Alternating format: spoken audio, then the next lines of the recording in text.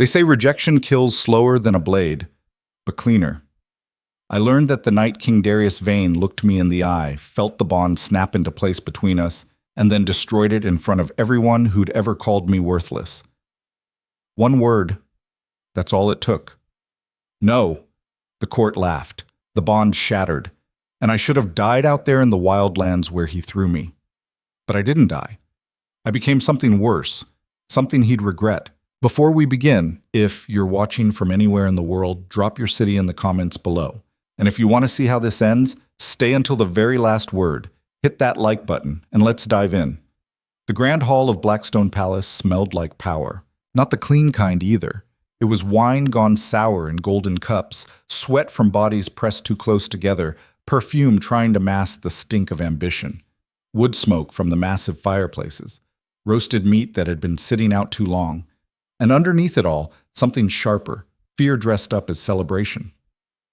Leora Hale moved through it like a ghost. She'd learned that trick young, how to carry a tray without rattling the glasses, how to refill a cup before the noble even noticed it was empty, how to stand 3 feet away and somehow disappear completely, just another piece of furniture in a room full of people who mattered. Because she didn't. Matter, that is. Everyone in the palace knew it, the other servants knew it, the guards knew it, the nobles definitely knew it, and Leora had made peace with that a long time ago, the same way you make peace with winter coming or your knees aching after a long shift. Some things just were. Tonight was the crowning feast. 3 years since Darius Vane took the throne by force and turned the entire frontier kingdom into something that looked like order if you squinted hard enough. The hall was packed with every alpha worth knowing. Warlords from the northern clans with their furs and battle scars, merchant princes from the southern trade routes wearing enough gold to buy a village, clan leaders from the eastern forest who still painted their faces for formal occasions, all of them here to kiss the ring, or bare their teeth at each other while pretending to smile. Leora kept her head down and her hands steady as she navigated the crowd. Someone's elbow caught her ribs. She adjusted, didn't spill. A lord's voice boomed too close to her ear, making her flinch, but she kept moving. Don't stop, don't look up, don't give them a reason to notice you. The high table sat on a raised platform at the far end of the hall, and that's where he was. King Darius Vane. Leora had seen him before, obviously. You didn't work in the palace for 2 years without catching glimpses. But she'd never been close, never let herself look too long. That was a mistake servants didn't get to make twice. From this distance, he looked like what people whispered about in the kitchens. Young for a king, maybe 30 winters, but carved out of something harder than the men twice his age. Broad-shouldered, with dark hair pulled back from a face that didn't waste energy on expressions. He sat on that black stone throne like it had been waiting for him his whole life. One hand resting on the armrest, the other holding a cup he hadn't actually drunk from in the last hour. Just watching, always watching. The man beside him, Lord Peter, his chief advisor, was talking. Darius wasn't looking at him. His gaze moved across the hall, slow and methodical, like he was taking inventory of threats. Leora looked away before he could sweep past her section of the room. More wine, girl. She turned. Lord Torvin was glaring at his empty cup like it had personally offended him. He was a thick-necked alpha from the northern wastes, the kind of man who probably settled most of his problems by hitting them until they stopped moving. Yes, my lord. Leora stepped forward with the pitcher, filling his cup without meeting his eyes. He didn't say thank you. They never did. Careful, muttered Mira, another servant passing by with a tray of fruit. Torvin's in a mood? 3rd cup in 20 minutes? Noted.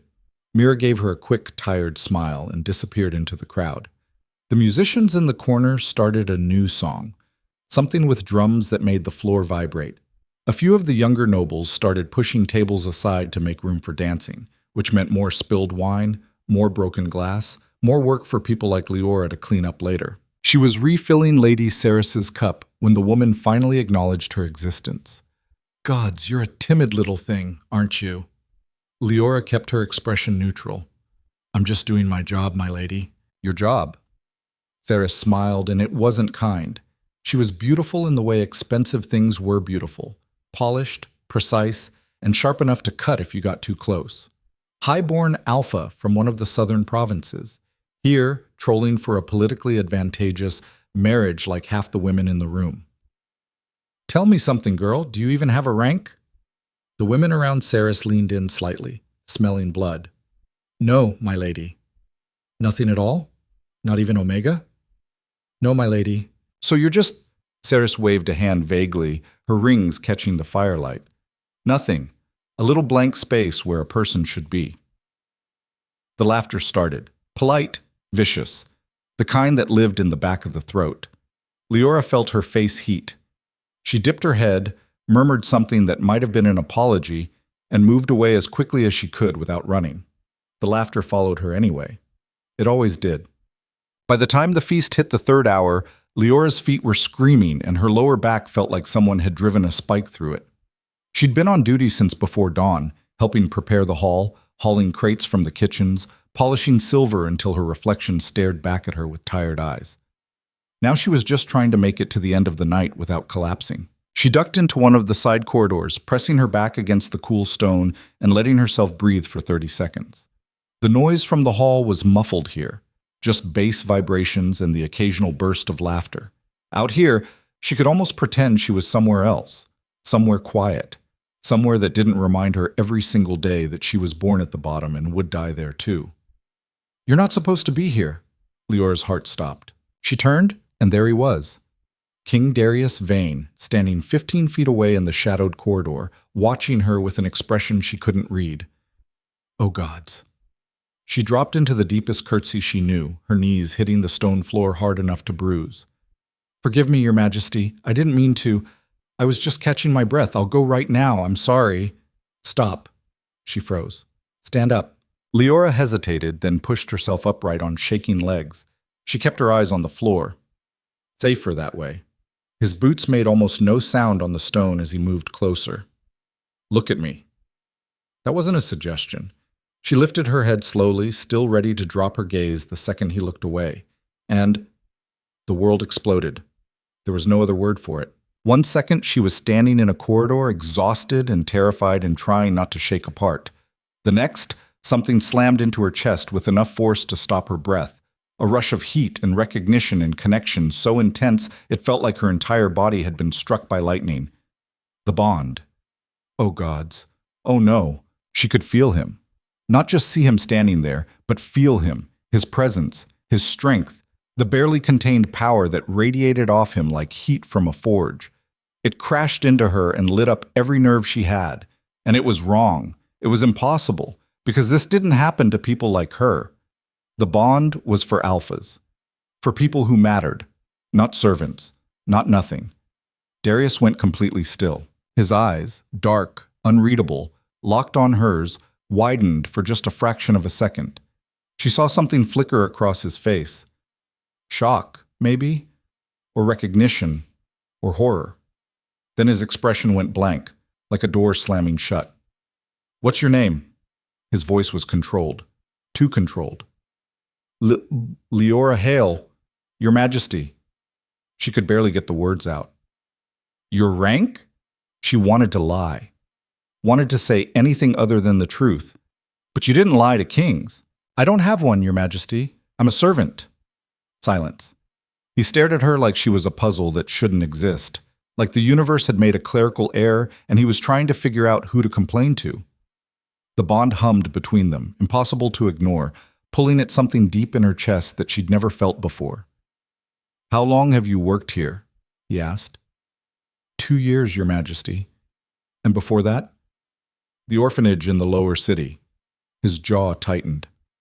No family? No, Your Majesty. Another pause. She could hear her own heartbeat pounding in her ears. Then Darius did something that surprised her. He looked away first. Go back to the hall, he said quietly. Tell no one about this. Your Majesty, Go. She went. Leora made it back to the hall on legs that didn't feel entirely attached to her body. Her hands were shaking so badly she had to set down the pitcher before someone noticed. She pressed herself against the wall near the servants' entrance and tried to remember how to breathe normally. What just happened? The bond.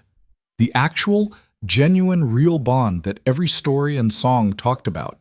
The thing that was supposed to connect alphas to their perfect match, their other half, the one person in the world who completed them. It had snapped into place between her and the king. She wanted to laugh, or cry, or possibly both. This wasn't how it worked. Bonds formed between equals, between people of similar rank and power. A king's bond was supposed to lead him to a noblewoman, someone strong and capable who could stand beside him and rule. Not a servant who'd spent the last 2 years scrubbing floors and trying not to get noticed. The universe had made a mistake, a catastrophic one. Leora.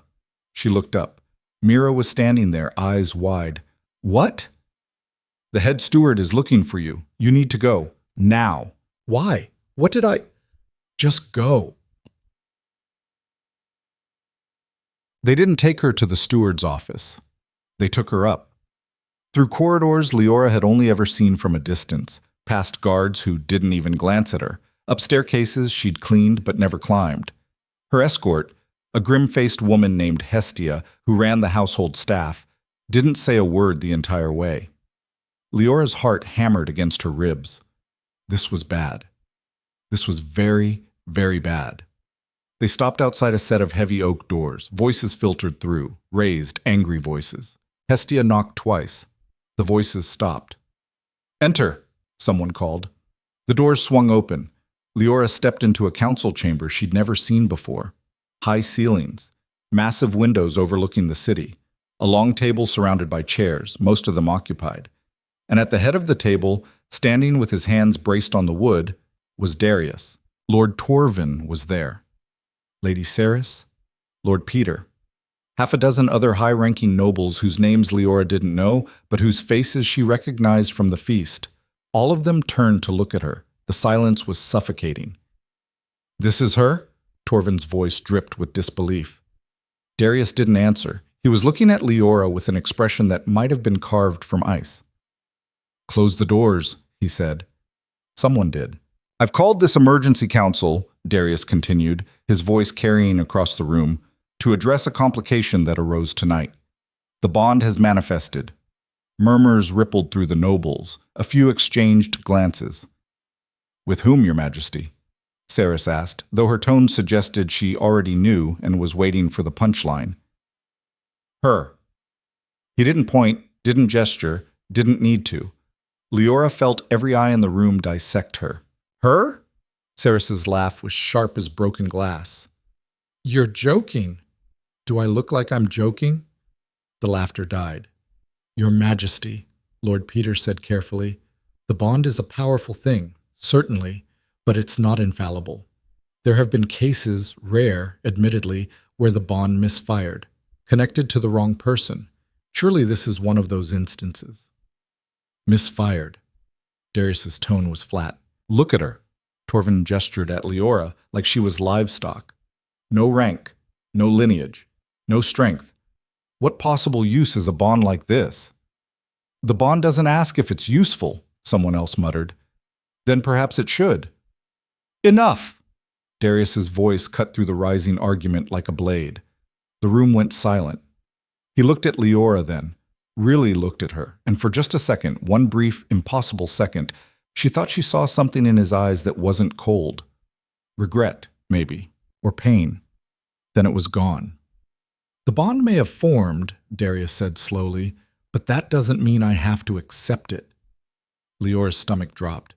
"Your Majesty," Peter started, "a king's bond should strengthen the kingdom, should forge alliances, should produce heirs of quality and power." Darius's gaze never left Leora's face. "This accomplishes none of those things." "You can't just reject it," someone said. "The bond is sacred." "I can do whatever I need to do to protect this kingdom," Darius straightened. "And I will not tie myself to someone who offers nothing." The words landed like blows. Leora felt her throat close, felt something crack in her chest that she didn't have a name for. "Please," she whispered, and hated herself for it. "Please don't." "Leora Hale." Darius's voice was formal now, detached, like he was reading from a script. "I, Darius Vane, King of the Frontier Realm, do hereby reject the bond between us. You are released from any claim or obligation. This connection is severed." No, it's done. And the bond broke. It didn't fade, didn't slowly dissolve. It shattered like glass exploding inside her chest, and the pain was unlike anything Leora had ever felt. She collapsed. Her knees hit the floor, her hands followed. She couldn't breathe, couldn't think. There was just pain, white-hot and all-consuming, radiating out from her chest and spreading through every part of her body. Somewhere far away, she heard voices. Is she dying? Get her out of here. What a mess. And underneath it all, barely audible, one word from Darius that sounded almost like regret. Go. When Leora woke, she was outside the city walls, dumped on the side of a dirt road like garbage, with nothing but the clothes on her back and a small pouch of silver coins lying in the dust beside her. Charity from the king. Or guilt money. Hard to tell which. She sat up slowly, every muscle screaming. Her chest felt hollow, like someone had reached in and scooped out everything vital, leaving just an empty space that ached with every breath. The bond was gone. She could still feel the absence of it, a phantom limb she'd only had for an hour, but somehow missed like she'd been born with it. Behind her, the city rose against the evening sky. Blackstone Palace sat at the highest point, its banners snapping in the wind. Lights flickered in the windows. Music drifted faintly over the walls. The feast was still going. They'd rejected her, thrown her out, and gone right back to celebrating. Leora picked up the pouch of silver, counted it mechanically. 30 coins. That's what she was worth, apparently. 30 silver pieces and a quick trip outside the walls. She thought about crying, thought about screaming, thought about walking back to those gates and demanding they let her back in, demanding an explanation, demanding something. But she didn't. Because deep down, in a place she didn't like to examine too closely, she'd always known this was coming. People like her didn't get happy endings. They got 30 silver and a road that led nowhere. Leora stood up, swaying slightly, and looked at the wilderness stretching out before her. The scorned reaches. That's what they called the wildlands beyond the kingdom's borders. No law, no protection, just forest and rock and predators, both animal and human. She'd heard the stories. Everyone had. The reaches were where exiles went to die, where the desperate tried to carve out a life and usually failed within a month. Most people sent out here didn't last a week. Leora looked down at the coins in her hand. Then she looked back at the palace. And she made herself a promise. She would survive this. She would survive him. And one day, he would regret every word he'd said. She turned her back on the city and started walking. The first 3 days were the hardest. Leora had never been outside the city before. Never learned to hunt or track or build a fire from scratch. She knew how to polish silver and fold linens and stay quiet when nobles were talking. None of that helped in the wilderness. She followed the road east because it was the only direction that seemed to lead anywhere. Slept under trees when exhaustion dragged her down. Ate berries she wasn't sure were safe and paid for it with a night of vomiting and cold sweats. The silver bought her a water skin and a blanket from a traveling merchant who looked at her like he knew exactly what she was. An exile, cast out, probably dead within the week. You got family out here? He asked. No. Friends? No. He shook his head. Then you should turn around, girl. Reaches ain't kind to people with nowhere to go. I'll manage. Sure you will. He handed her the supplies and pocketed the coins. Good luck. You'll need it. She kept walking. By the 5th day, she ran out of food.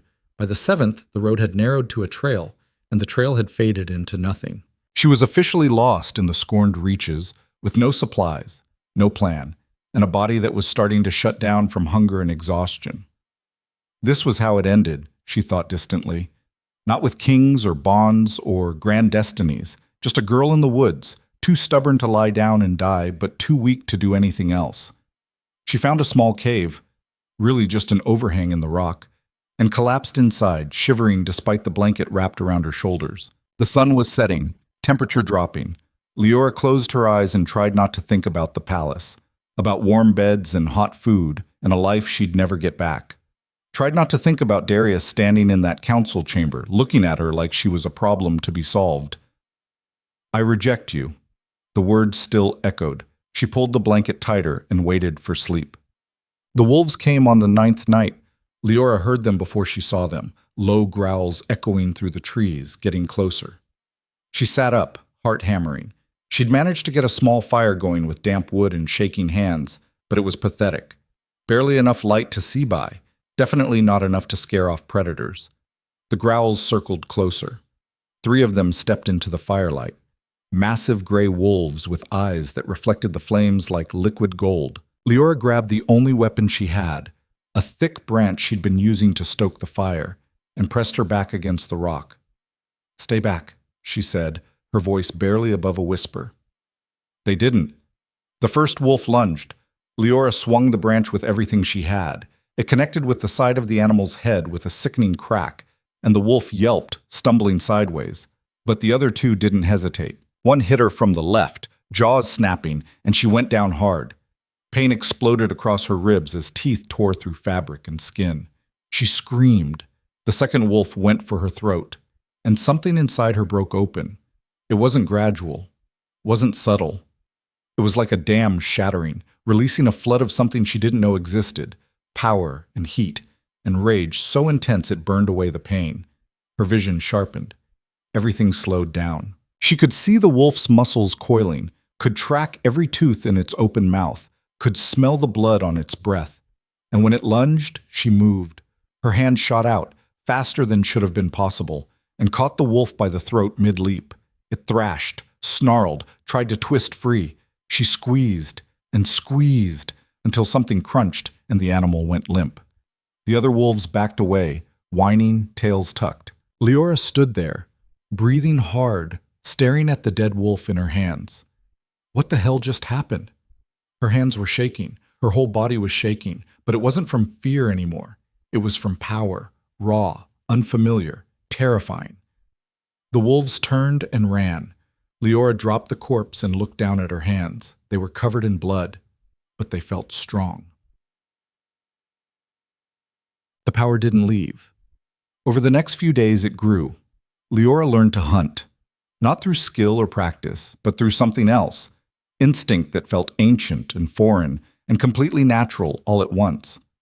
She could track a rabbit through underbrush by scent alone, could hear a deer moving half a mile away, could run for hours without getting tired. Her senses sharpened to the point where the forest stopped being a confusing mess of green and brown and became a living map. She knew where the streams were without looking, knew which caves had bears and which were safe, knew when a storm was coming hours before the first cloud appeared. And she got stronger. Not just in the normal way. This was different.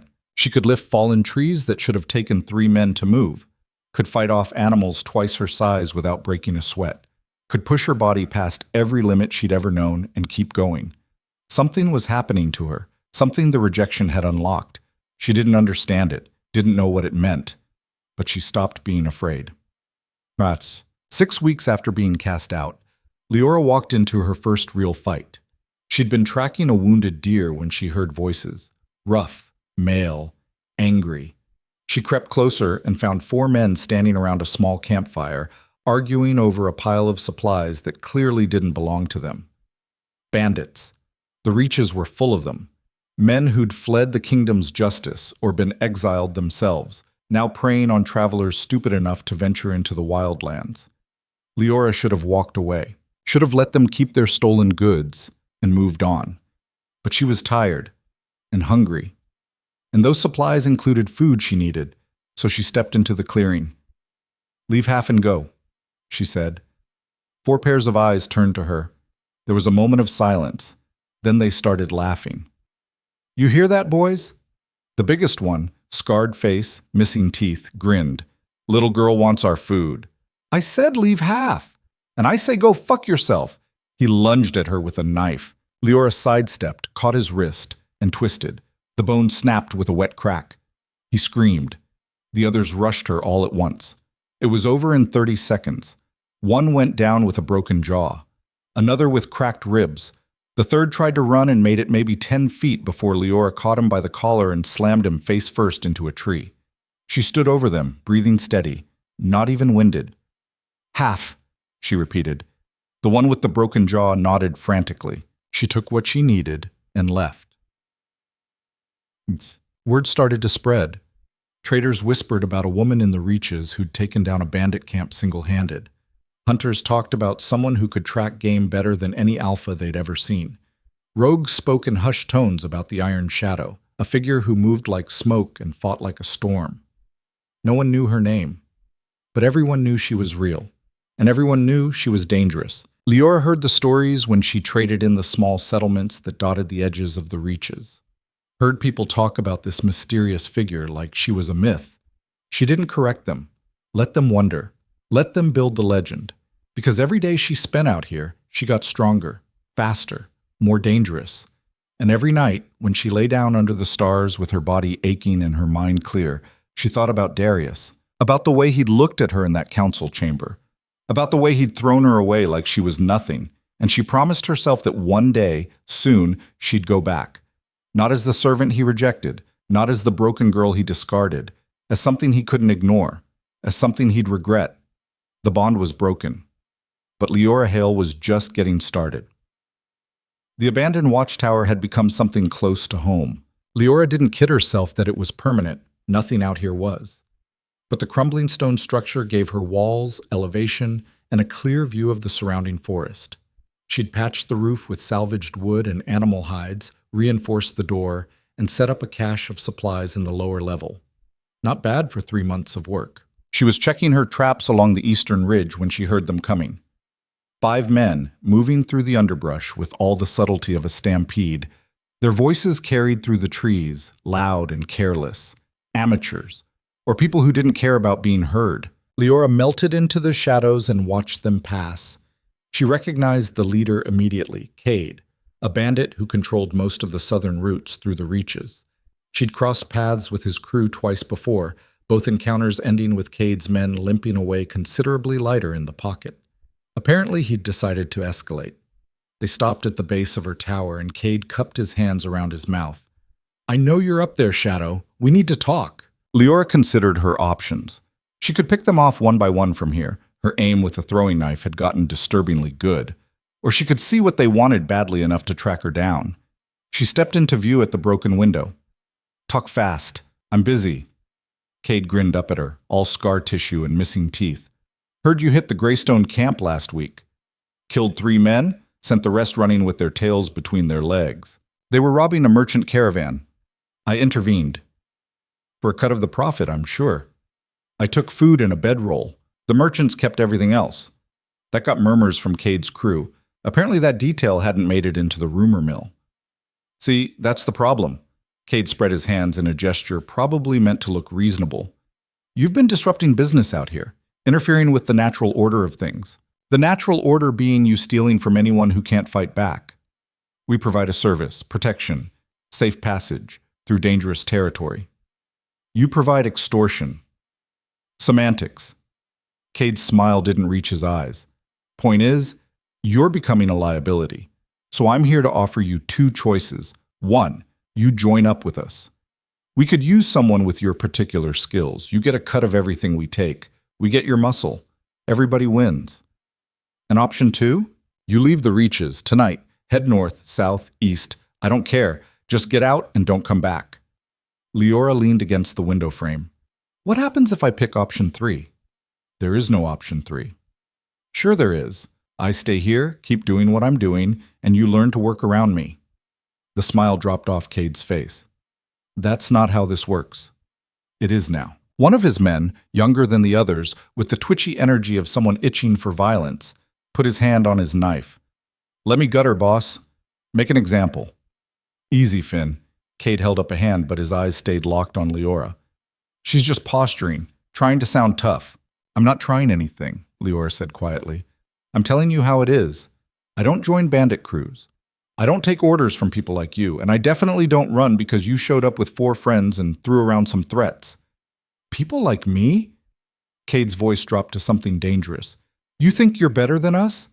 You're an exile, same as everyone out here, same trash the kingdom threw away." The words hit harder than Leora expected. Because he wasn't wrong, she was an exile. Cast out, rejected, deemed worthless by everyone who mattered. But she wasn't the same girl who'd woken up outside the city walls 3 months ago. That girl had been broken, terrified, weak. This version didn't break anymore. Last chance, Cade said. Join us or leave. Pick one.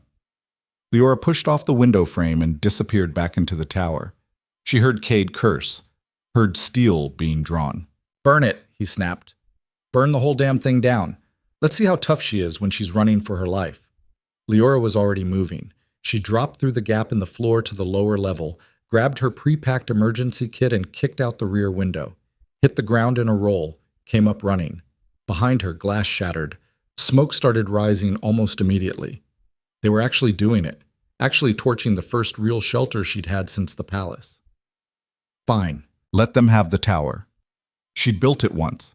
She could build another, but she wasn't running away. Leora circled through the forest, moving fast and silent, until she had a clean view of the clearing. Cade and his men stood watching the tower burn, passing around a flask and laughing. Celebrating. She counted them. 5 total, like she'd thought. The twitchy one, Finn, had wandered off from the group, probably to relieve himself in the bushes. Mistake. Leora moved through the underbrush like smoke, closing the distance in seconds. Finn was still fumbling with his belt when she grabbed him by the collar and yanked him backward into the trees. He tried to yell. She clamped a hand over his mouth hard enough to bruise.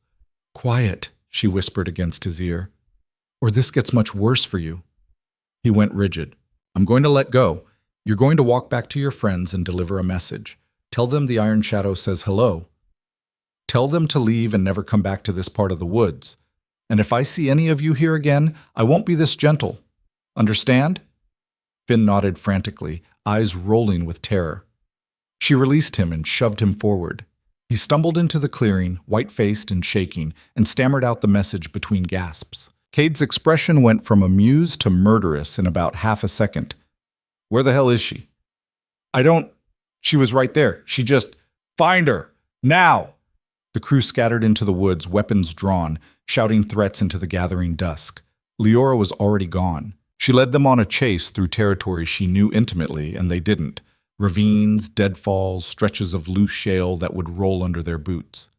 She stayed just ahead of them, close enough to hear their curses, far enough to remain a shadow they couldn't catch. By the time the sun started setting, she'd picked off 2 more.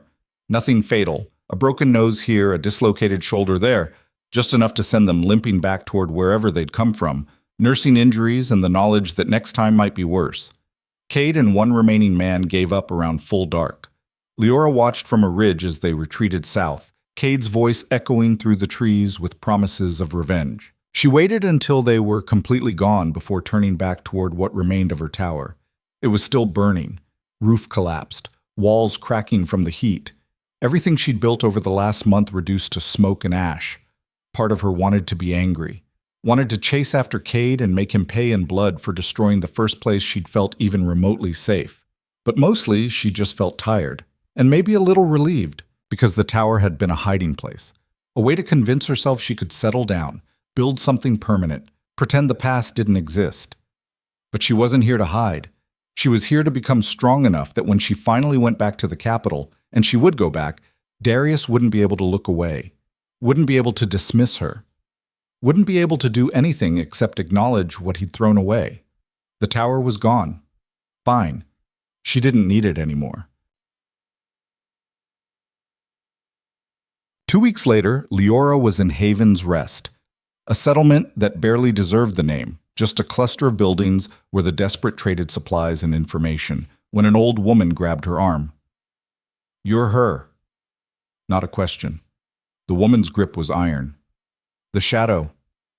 Leora considered denying it, then decided she was too tired for the game. What do you want? My grandson's village. They're in trouble. Everyone out here is in trouble. That's why it's called the Scorned Reaches. Not like this. The woman's voice dropped. There's a pack. Rogue alphas with no clan, no honor, no rules. They've been hitting settlements up and down the northern routes, burning everything, killing anyone who fights back, taking... Her voice broke. Taking whoever they want. Leora pulled her arm free. And you want me to do what exactly? Stop them, please. My daughter lives in Greywater with my grandson. He's only 8 years old. If the rogues come, then your daughter should run. Take the boy and head for the garrison towns. They won't make it. The pack moves too fast and the roads aren't safe. Nothing out here is safe. I know, the woman's eyes filled with tears. But I heard what you did at Greystone. How you stood up to Cade and his crew. You're strong. You could help them. I'm not a hero, grandmother. I'm just trying to survive. So are they. So is my grandson. Leora looked away, jaw tight. This was stupid. Getting involved in someone else's problem, risking herself for people she didn't know and would never see again. But the woman's grandson was 8 years old, the same age Leora had been when her parents died, and she'd been dumped at the orphanage with nothing but the clothes she was wearing. She remembered what that felt like, being small and scared and completely powerless while adults decided whether you lived or died. Where's this village?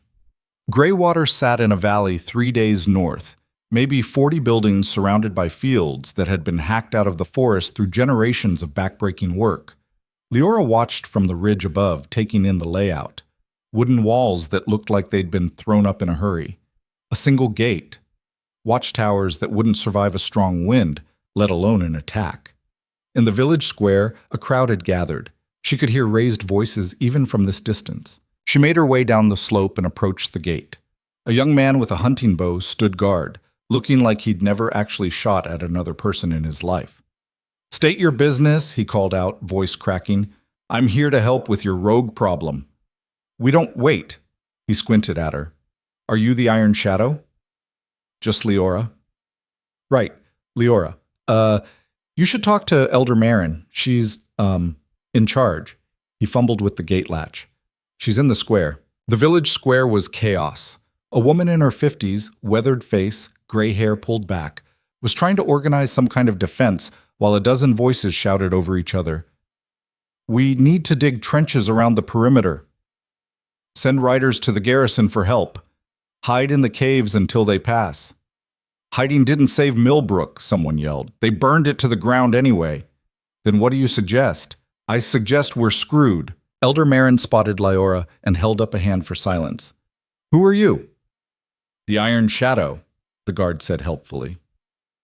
Every head in the square turned. The silence lasted about 3 seconds before someone laughed. "That's the Shadow?" "She's just a kid. More like a scarecrow. Wind could blow her over." Leora was used to this. People heard stories about the Iron Shadow and expected someone 7 feet tall with battle scars and an eye patch, not a skinny former servant who still looked like she hadn't eaten a proper meal in months. "I heard you had rogue problems," she said to Marin, ignoring the whispers. "Is that true?" Marin studied her for a long moment. "It's true. Pack of about 20, led by an alpha named Ronan. They've hit 3 villages in the last month. Took everything valuable, burned the rest, killed anyone who tried to stop them. When are they coming here? Could be tomorrow, could be a week from now. We don't know. What's your defense strategy?" "We're working on it." "No, you're not. You're panicking." Leora looked around the square at the frightened faces. "How many fighters do you have?" "Define fighters." "People who can hold a weapon without dropping it when things get ugly." Marin's mouth tightened. "Maybe 10. The rest are farmers, children, old folks like me." 10 against 20 rogues. Leora shook her head. "You can't win that fight." "So what are you suggesting? We just give up?" "No, you make it too expensive for them to bother." "How?" Leora pointed at the walls. "Those need to be higher. Reinforce them with sharpened stakes facing outward. Dig trenches around the perimeter filled with obstacles. Broken pottery, thorns, anything that slows them down and makes noise. Create choke points at the gate and funnel attackers into kill zones where your archers can hit them." "That's a lot of work for maybe 10 people who know which end of a sword to hold," someone muttered. "Then everyone works. Farmers, old folks, kids, anyone strong enough to dig or hammer. You've got maybe a day, 2 if you're lucky." "And what about you?" The man who'd called her a scarecrow crossed his arms. "What's your role in all this?" "I make sure they don't get through the walls." "1 woman against 20 rogues? That's suicide." "Probably.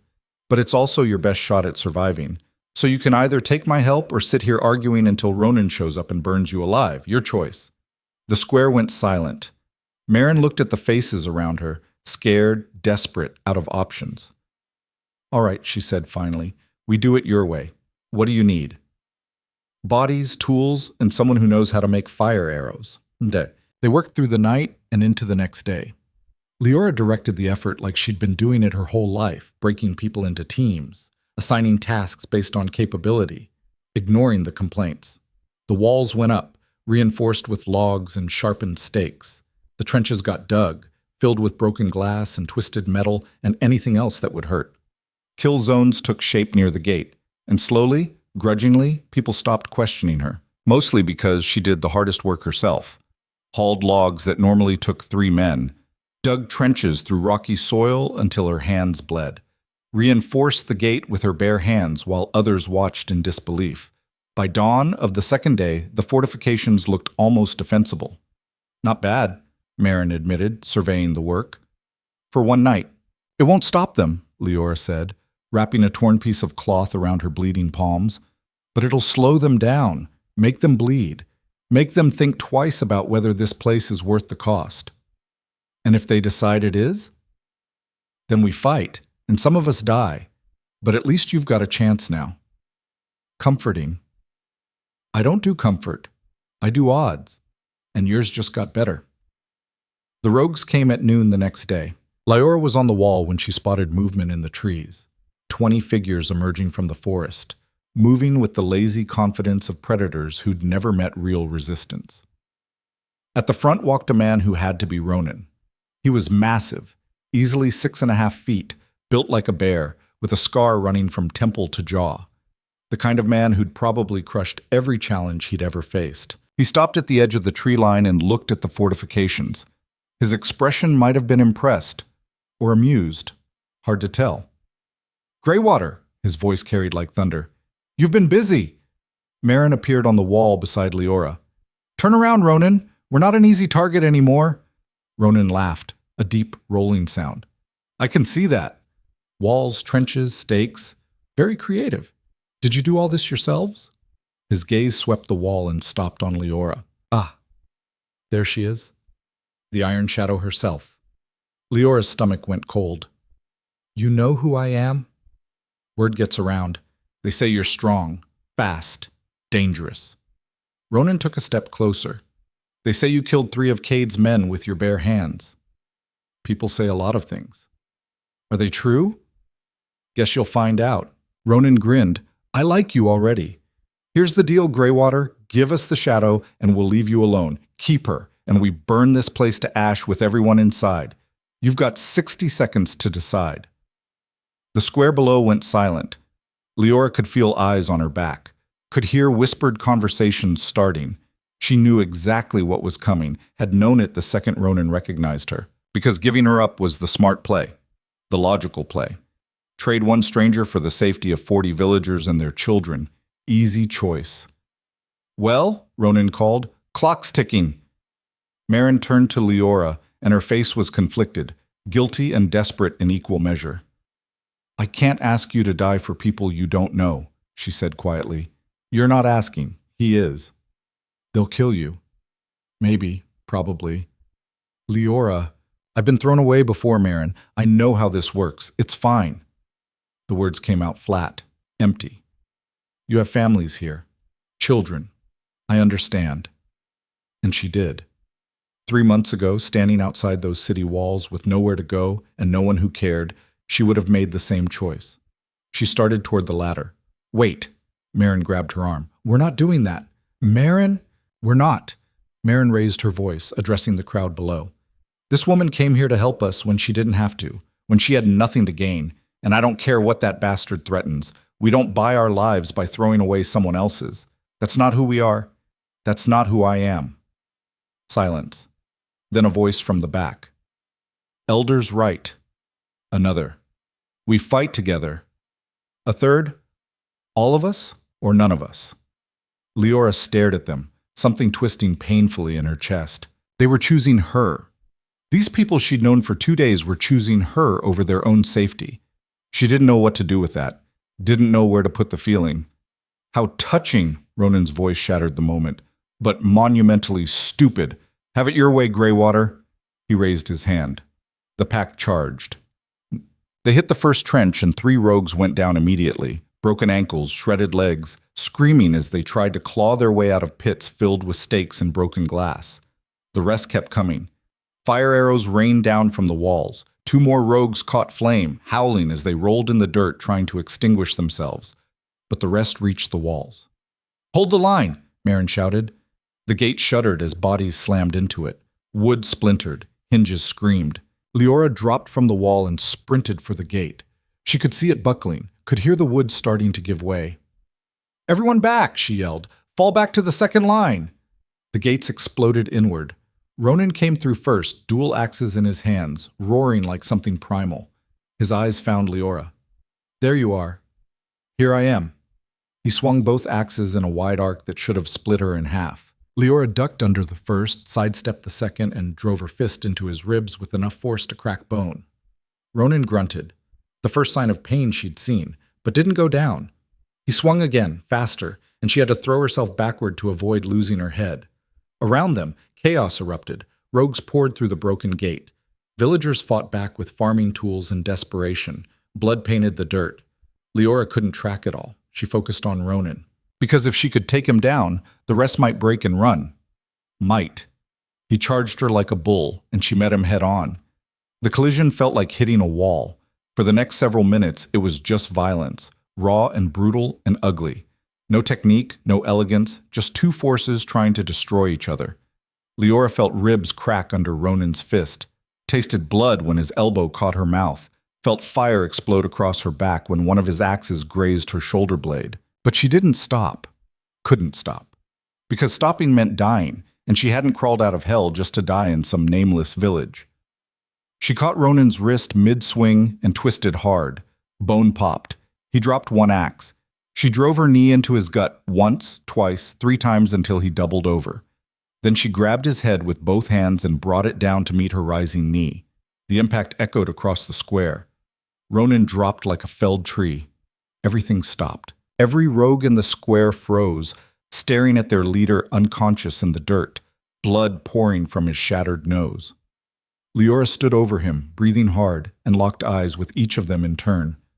"Leave," she said, "or join him." They left.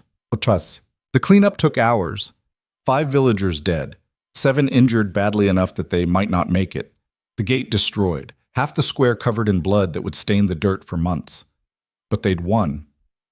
Leora sat against the well in the center of the square while Marin's daughter, a woman named Sarah who knew basic field medicine, stitched up the gash on her shoulder. "This is going to scar," Sarah said quietly. "Everything scars." Sarah tied off the last stitch and stepped back. "Thank you for what you did today." "I didn't do it for thanks." "I know, but you have it anyway." People kept coming, offering food she couldn't eat, water she couldn't drink, gratitude she didn't know how to accept. In the palace, people had looked through her like she was furniture. In the reaches, they'd feared her like she was a predator. But here, they looked at her, like she mattered, like she was someone worth seeing. It was deeply uncomfortable. 3 days later, Marin found her packing to leave. "You're going already?" "I don't belong here." "You could, if you wanted to." Leora shook her head. "I have things I need to do." The king. Not a question. The story had spread, the rejection, the exile, all of it. You're going back to face him. Eventually. And then what? You kill him? Destroy him? Make him hurt the way he hurt you? I don't know yet. Marin was quiet for a long moment. Whatever he took from you, whatever he made you feel, don't let it turn you into something you're not.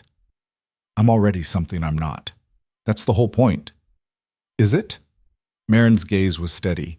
Because the woman who fought for this village, who chose to stay when she could have run, she didn't look like someone pretending to be something else. She looked like someone who'd figured out who she really was. Leora didn't have an answer for that. She finished packing in silence and left at dawn. But Marin's words followed her into the forest. And for the first time since the rejection, Leora wondered if maybe strength wasn't just about being powerful enough to face Darius. Maybe it was about becoming someone who didn't need his validation to know her worth. She kept walking, deeper into the reaches, the village disappearing behind her. But something had shifted, something she couldn't name yet. And 3 months later, when rumors about the Iron Shadow reached the capital and made their way into King Darius Vane's council chambers, they wouldn't just be talking about some dangerous rogue in the wilderness. They'd be talking about a force that didn't bow, something that couldn't be ignored. And Darius, whether he knew it or not, was going to have to face exactly what he'd created the night he threw her away. The problem was, he didn't know. Not yet. 6 months after the rejection, Leora had become something the scorned reaches had never seen before. She didn't just survive the wilderness, she'd bent it to her will. Rogue packs avoided her territory. Bandit crews whispered her name like a curse. Settlements from the northern hills to the southern valleys knew that when trouble came, the Iron Shadow might show up. Or might not. She didn't answer to anyone. And that freedom, that complete terrifying freedom, was intoxicating. She'd set up a new base in the ruins of an old fortress, something left over from wars nobody remembered anymore. Stone walls thick enough to stop arrows, a well that still worked, rooms she could actually stand up in.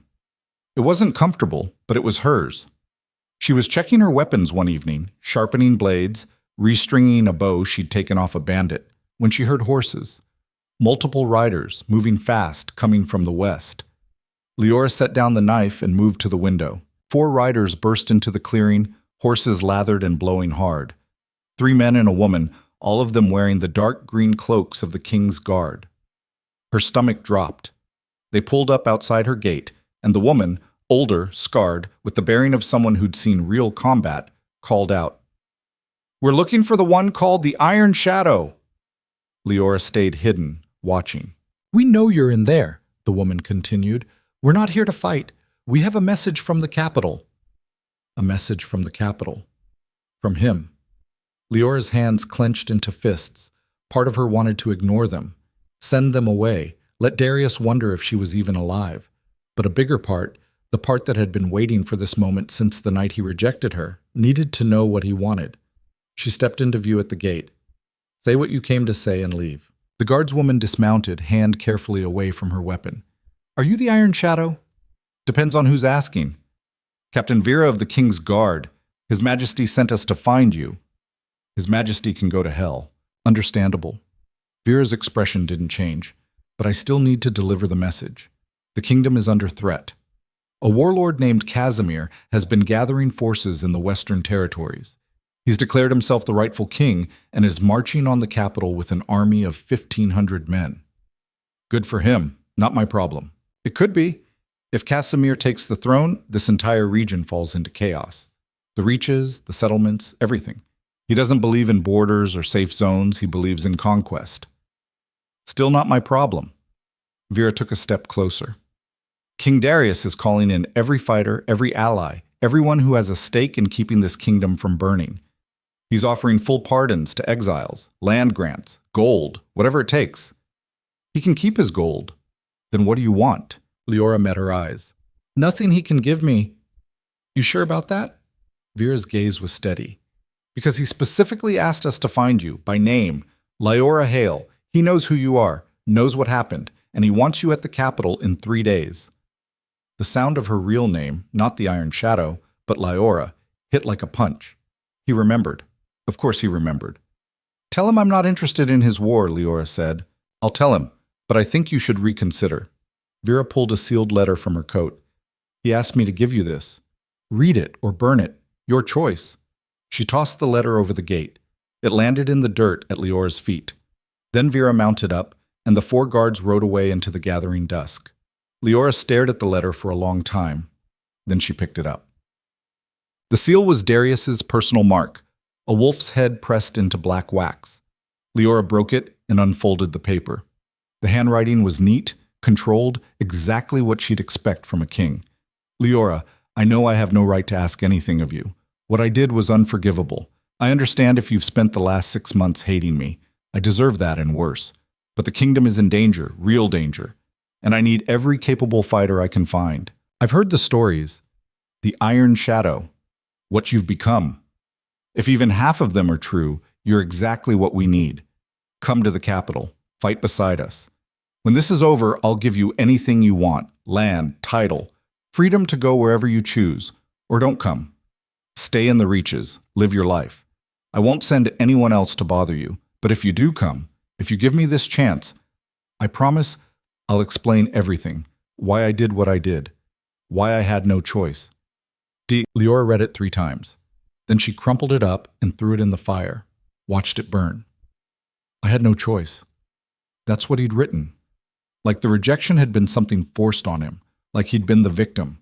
She could still feel the bond breaking, could still hear the laughter from the nobles as she collapsed. He'd had a choice. He'd chosen to throw her away. And now he wanted her help. Leora should have laughed, should have felt satisfaction at the idea of Darius desperate enough to beg. Instead, she felt something else. Curiosity. What would he look like when she walked into that throne room? Not as a servant, not as nothing, but as something he couldn't dismiss. What would his face do when he realized what he'd created? She told herself she wasn't going for him. She was going to watch him squirm. But the capital looked exactly the same. Leora approached from the east 3 days later, moving with a group of mercenaries who'd been hired for the coming fight. She kept her hood up and her mouth shut, just another body in the crowd. The city walls rose against the sky, familiar and hateful all at once. She hadn't realized how much she'd missed civilization until she smelled bread baking and heard children laughing in the streets. The palace sat at this highest point exactly as she remembered. The mercenary captain, a grizzled man named Torge, led them through the lower city toward the military district. Kings put out a call for anyone who can hold a weapon, paying 5 silver a day, 10 if you survive the battle. Generous, someone muttered. Desperate, Torge corrected. Casimir's got numbers. We've got walls and desperation. Should be a fair fight. They were processed through a checkpoint where a harried clerk took names and assigned barracks. When Leora gave her name, her real name, not the shadow, the clerk didn't even blink. Just another exile coming back for the pardon. The barracks were crowded and loud. Fighters from all over the kingdom, plus exiles, plus mercenaries, all crammed together and trying not to kill each other before the actual battle. Leora found a corner, dropped her pack, and settled in to wait. She didn't have to wait long. An hour later, a guard appeared at the barracks door. Leora Hale? Every head in the room turned. Leora stood. Here. You're wanted in the war room. Now. The walk through the palace was surreal. 6 months ago, she'd been invisible here, another servant in a building full of them. Now guards nodded as she passed. Nobles glanced at her with curiosity. She wasn't invisible anymore. The war room was exactly what it sounded like. A large chamber with a massive table covered in maps, markers, troop positions. A dozen men and women stood around it, arguing, and at the head of the table stood Darius. He looked up when she entered. For a moment, just a flash, she saw something cross his face. Recognition. Maybe relief. Then it was gone, replaced by the same controlled expression he always wore. Leora Hale, he said formally. Thank you for coming. I haven't decided if I'm staying. Fair enough. He gestured to the table. Let me show you what we're dealing with. The others moved aside and Leora stepped closer. The map showed the western approach to the capital. Red markers indicated Casimir's army, a massive force spread across the main road like a stain. 1,500 fighters, Darius said. Mix of professional soldiers and conscripts. They'll be here in 4 days. We have maybe 800 defenders, and half of them have never seen real combat. You're outnumbered. Significantly. Then you've already lost. Not necessarily. Darius pointed to a narrow pass about 10 miles west. They have to come through here. If we can hold that choke point, we can bleed them, make every foot of ground cost them. How many fighters can you spare for the pass? 200, maybe 250 if I strip the walls down to nothing. Leora studied the map. That's not enough. Casimir will just push through. You need to make him think it's not worth it. How? She pointed to the cliffs on either side of the pass. Archers here and here. Not to kill, to harass. Make every step they take cost blood. Then you need a mobile force at the mouth of the pass. Hit them hard, fall back, hit them again. Make them chase you into kill zones. That's basically what I was planning, said Lord Peter from across the table. He was watching Leora with thinly veiled suspicion. Why should we listen to you? Because I've been fighting to stay alive for 6 months while you've been sitting in a palace. Leora met his gaze. You want to know if I'm worth listening to? Ask the 15 bandit crews I dismantled, or the rogue pack I broke in Greywater, or Cade if you can find him. The Iron Shadow, someone murmured. That's what they call me. Darius was watching her with an expression she couldn't read. Can you lead the mobile force? I can. Then it's yours. 200 fighters. Pick whoever you want. I want the exiles. That got murmurs around the table. They're criminals, Peter said. They're survivors. And they'll fight harder than your nobles because they actually have something to lose. Leora looked at Darius. I lead them my way. No interference, no second guessing, or I walk. Silence. Then Darius nodded. Agreed. The force is yours. Your Majesty, Peter started. I said agreed. Darius's tone left no room for argument. Anything else? Leora shook her head. Then you're dismissed. Report to the armory. They'll get you outfitted. She turned to leave. Leora? She stopped but didn't turn around. After this is over, Darius said quietly, I'd like to talk, if you're willing. We'll see if either of us survives first. The exiles she was given were exactly what she expected, hard, mean, and desperate. They gathered in the training yard the next morning, 200 fighters who'd crawled back from the reaches or the border territories or wherever else the kingdom had thrown them. Leora stood on a barrel and surveyed them. Most of you know who I am, she said. The rest will figure it out soon enough. Here's how this works. I lead. You follow. You question an order, you're out. You hesitate in a fight, you're dead. We're going to hit Casimir's army so hard they'll think twice about every step they take toward this city. Why should we fight for a king who threw us away? Someone yelled. You're not fighting for him. You're fighting for the pardon, for the chance to come back, for the chance to prove that you're more than what they called you. Leora's voice carried across the yard. Or you're fighting because you hate them and want to watch their faces when you save their asses. I don't care which, just fight. That got scattered laughter. A woman near the front, scarred face, missing 2 fingers, called out, What if we just want to fight because we're good at it? Even better. They trained for 3 days. Leora pushed them hard. Hit-and-run tactics, fighting in tight formations, how to fall back without breaking. They complained. They cursed her. They followed orders. By the 3rd day, they moved like a unit. On the 4th day, Casimir's army reached the pass. Leora positioned her force at the mouth of the pass, hidden in the rocks and trees. Above them, archers waited on the cliffs. The plan was simple. Let Casimir's vanguard enter the pass, hit them from all sides, and retreat before they could organize. Make them bleed. Make them scared. Casimir's army appeared around noon, a massive column of fighters stretching back along the road as far as Leora could see. At the front rode a man in black armor on a horse that looked like it could kick through a wall. That had to be Casimir. The vanguard entered the pass. 200 men, shields up, moving cautiously. Leora waited until they were fully committed. Then she gave the signal. Arrows rained down from the cliffs. Men screamed. Shields went up, and Leora's force hit them from the front like a hammer. The fighting was brutal and fast. Leora moved through it like water, her new strength making her faster and deadlier than anyone expected. She cut through the vanguard, her fighters following her lead, and within minutes the enemy line broke. They retreated. Casimir's vanguard fell back, dragging their wounded, leaving bodies in the dirt. First blood to the defenders. Leora pulled her force back into the rocks and counted heads. 3 dead.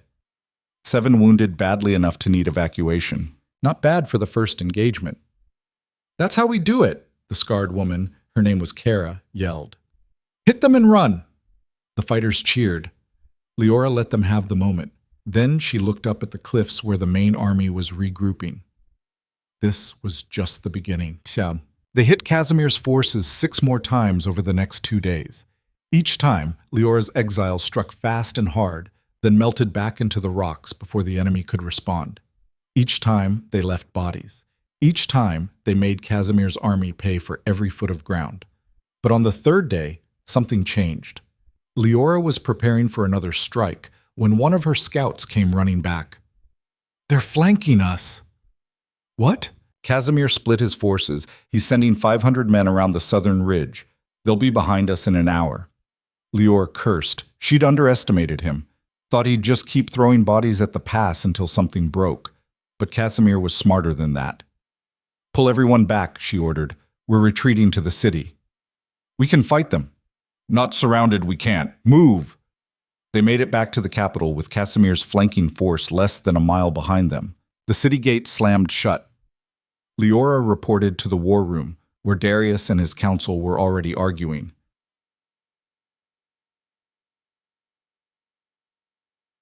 We can't hold the walls with only 600, then we surrender before he kills everyone. We're not surrendering, Darius said flatly. Then what do you suggest, Your Majesty? Peter's voice was sharp with fear. A miracle? Darius looked at Leora. How many did you cost him? Maybe 200 dead, another 100 wounded badly enough they're out of the fight. Not enough. I know. Can you do it again? Inside the city? Leora understood what he was asking. Urban fighting, house to house, bloody and desperate. Yes, but it won't be clean. Nothing about this is clean? Darius turned to the council. We turn the city into a maze, every street a killing ground, every building a fortress. We make Casimir pay for every inch until he decides it's not worth it. And if he doesn't, someone asked, then we die fighting, but we don't surrender. The room went silent. Then Leora spoke. I'll need full authority, no restrictions, and I want the exiles integrated with your regular forces. You think they'll fight together? They'll fight or they'll die. That's a good motivator. Darius nodded. Done. Anything else? Leora hesitated, then said the thing she'd been thinking since she arrived. Why didn't you just run? You could have taken your inner circle and fled south, left the city to Casimir. Because this is my kingdom, my people. I don't abandon them. You abandoned me. The room went dead silent. Darius's jaw tightened. That was different. How? Because... He stopped, looked around at the council watching them. We'll discuss this later, if we survive. If, Leora agreed. Full set. Casimir's army reached the city walls at dawn. They didn't attack immediately, just surrounded the city and waited, making them sweat, making them think about what was coming. Leora spent the time setting up defenses, barricades in the streets, archers in the windows, fighters positioned at choke points throughout the lower city. She was reinforcing a position near the eastern gate when Darius found her. Can I speak with you? Leora didn't look up from the barricade. You're speaking. Alone. She sighed and set down the timber. Make it fast. He led her into an empty building, an old warehouse that smelled like dust and rat droppings. I wanted to explain, he said once they were inside, about the rejection. 6 months too late for that. I know. But I need you to understand it wasn't about you. It was about the kingdom. Of course it was. Leora's voice was cold. Because I wasn't good enough, wasn't strong enough, wasn't worthy. You were a servant, no family, no rank, no political value. Darius's words came out flat, factual. If I'd accepted the bond, half my alliances would have collapsed. The southern provinces would have rebelled. The western lords would have withdrawn their support. The kingdom would have fractured. So you sacrificed me to keep your throne. I sacrificed us both. For the first time, emotion crept into his voice. Do you think breaking the bond didn't hurt me? It felt like dying, but I had 8,000 people depending on me to keep this kingdom together. And now you need me to save it. Yes, Leora laughed bitterly. That's almost funny. I know I don't deserve your help, but they do. Darius gestured toward the walls. The families out there, the children, they didn't reject you. They don't even know who you are. Exactly. They don't know, and they don't care, just like everyone in your palace. Then do it for yourself. Prove that you're stronger than what I did to you. Prove that you survived and became something I could never break. Leora met his eyes, and for the first time since returning, she saw past the king to the man underneath. He looked tired, scared, desperate. He looked human. When this is over, she said quietly, you and I are done.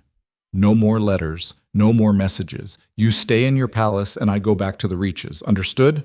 Understood. And if I save your kingdom, if I keep these people alive, you owe me something. Name it. The truth, all of it. Why you really rejected me. Not the political bullshit, the real reason. Darius was quiet for a long moment. All right, he said finally. You have my word. Leora turned to leave. Leora, she stopped. For what it's worth, Darius said. I'm sorry, truly sorry. And if I could go back and make a different choice, you'd do the same thing, because you're a king first and a person second. I get it. That's not... Save it for someone who cares. She walked out, leaving him standing alone in the empty warehouse. Casimir attacked at noon. His forces hit the eastern and southern gates simultaneously, massive battering rams that shook the walls, ladders that went up faster than the defenders could push them down. The gates held for an hour. Then the eastern gate broke. Casimir's fighters poured into the city like a flood, and Leora's exiles were waiting. They hit the invaders in the narrow streets, using every dirty trick Leora had taught them: ambushes from windows, traps in the alleys, fighters who would engage and retreat, leading the enemy into kill zones. It was chaos. It was brutal. It was working. But there were too many of them. For every invader they killed, 3 more pushed forward. Leora was fighting near the market square when she saw him. Casimir, cutting through defenders like they were wheat, his black armor covered in blood. He spotted her at the same moment. "The Iron Shadow!" His voice boomed across the square. "I was hoping we'd meet." He charged. Leora barely got her sword up in time to block his first strike. The impact nearly broke her wrist. He was strong, stronger than Ronan, stronger than anyone she'd fought, and he was fresh while she'd been fighting for hours. They traded blows, his massive sword against her speed and desperation. She couldn't match his strength, so she didn't try. She stayed mobile, striking fast and retreating, looking for an opening. He caught her across the ribs with a backhand that sent her flying into a wall. Pain exploded through her chest. She tasted blood. Casimir advanced, grinning. "I heard you were dangerous, but you're just a girl playing warrior." Leora pushed herself up, vision swimming. He was right. She was outmatched, but she didn't have to win. She just had to survive long enough for... The war horn sounded from the palace. Casimir's head whipped around, and through the smoke and chaos, Leora saw them. Reinforcements, not from the city, from outside. Hundreds of fighters pouring through the broken gates, fighters wearing the colors of the southern provinces, the western territories, even some from the reaches. The allies Darius had called in had arrived. Casimir's expression shifted from confident to concerned. "Retreat!" he shouted. "Fall back!" His forces pulled back, and the defenders pressed the advantage. Within an hour, Casimir's army was fleeing west, leaving their dead behind. The city had held. Barely. Leora sat on the steps of the palace, too exhausted to move, while medics tended to the wounded around her. Her ribs were probably cracked. Her shoulder was definitely dislocated. She was covered in blood, some hers, most not. But she was alive.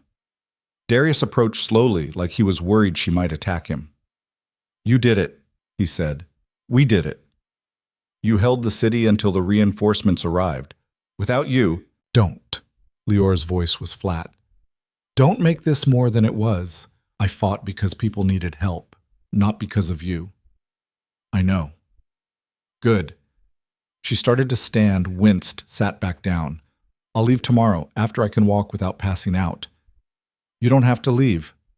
"Yes, I do. I told you. We're done. You got your miracle. I get my truth. Then we never see each other again." Darius sat down beside her, keeping a careful distance. "The truth," he said quietly, "is that I was a coward." Leora looked at him. "You were right," he continued, "about all of it. I could have accepted the bond, could have faced down the nobles, weathered the political storm. Other kings have done it. But I was afraid. Afraid of losing power, afraid of looking weak. So I told myself it was about the kingdom, about duty, about protecting 8,000 people. But it wasn't. No, it was about me being too scared to choose something real over something safe." His voice cracked slightly. "And I've regretted it every single day since." Leora stared at the bodies being carried past, at the smoke still rising from the lower city, at the kingdom this man had almost lost because he'd been too afraid to make a different choice 6 months ago. "That's not enough," she said. "I know. An apology doesn't fix what you broke." "I know that too." She stood, ignoring the pain screaming through her ribs. "I'm leaving at first light. Don't send anyone after me. Don't write. Don't visit. We're done." She walked away. And this time, Darius didn't try to stop her. But fate, or whatever you wanted to call it, had other plans. Because that night, while Leora was packing her things in the barracks, a messenger arrived at a dead run. The king! Someone tried to kill the king! Leora's blood went cold.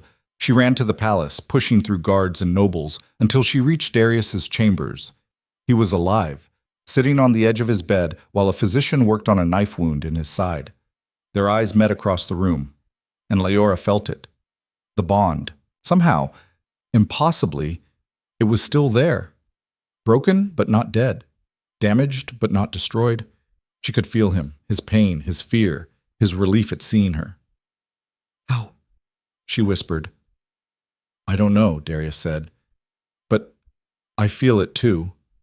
The bond pulsed between them, stronger than before, undeniable. And Leora realized with horrifying clarity that everything she'd been telling herself, that she was done with him, that she could walk away, was a lie. Because the bond had never truly broken. It had just been waiting. Because the bond had never truly broken. It had just been waiting. Leora stood frozen in the doorway. Every nerve in her body lit up like lightning had struck her twice. The bond hummed between them. Not the weak, flickering thing she remembered from that night in the corridor, but something fierce and undeniable. It pulsed with every ragged breath Darius took.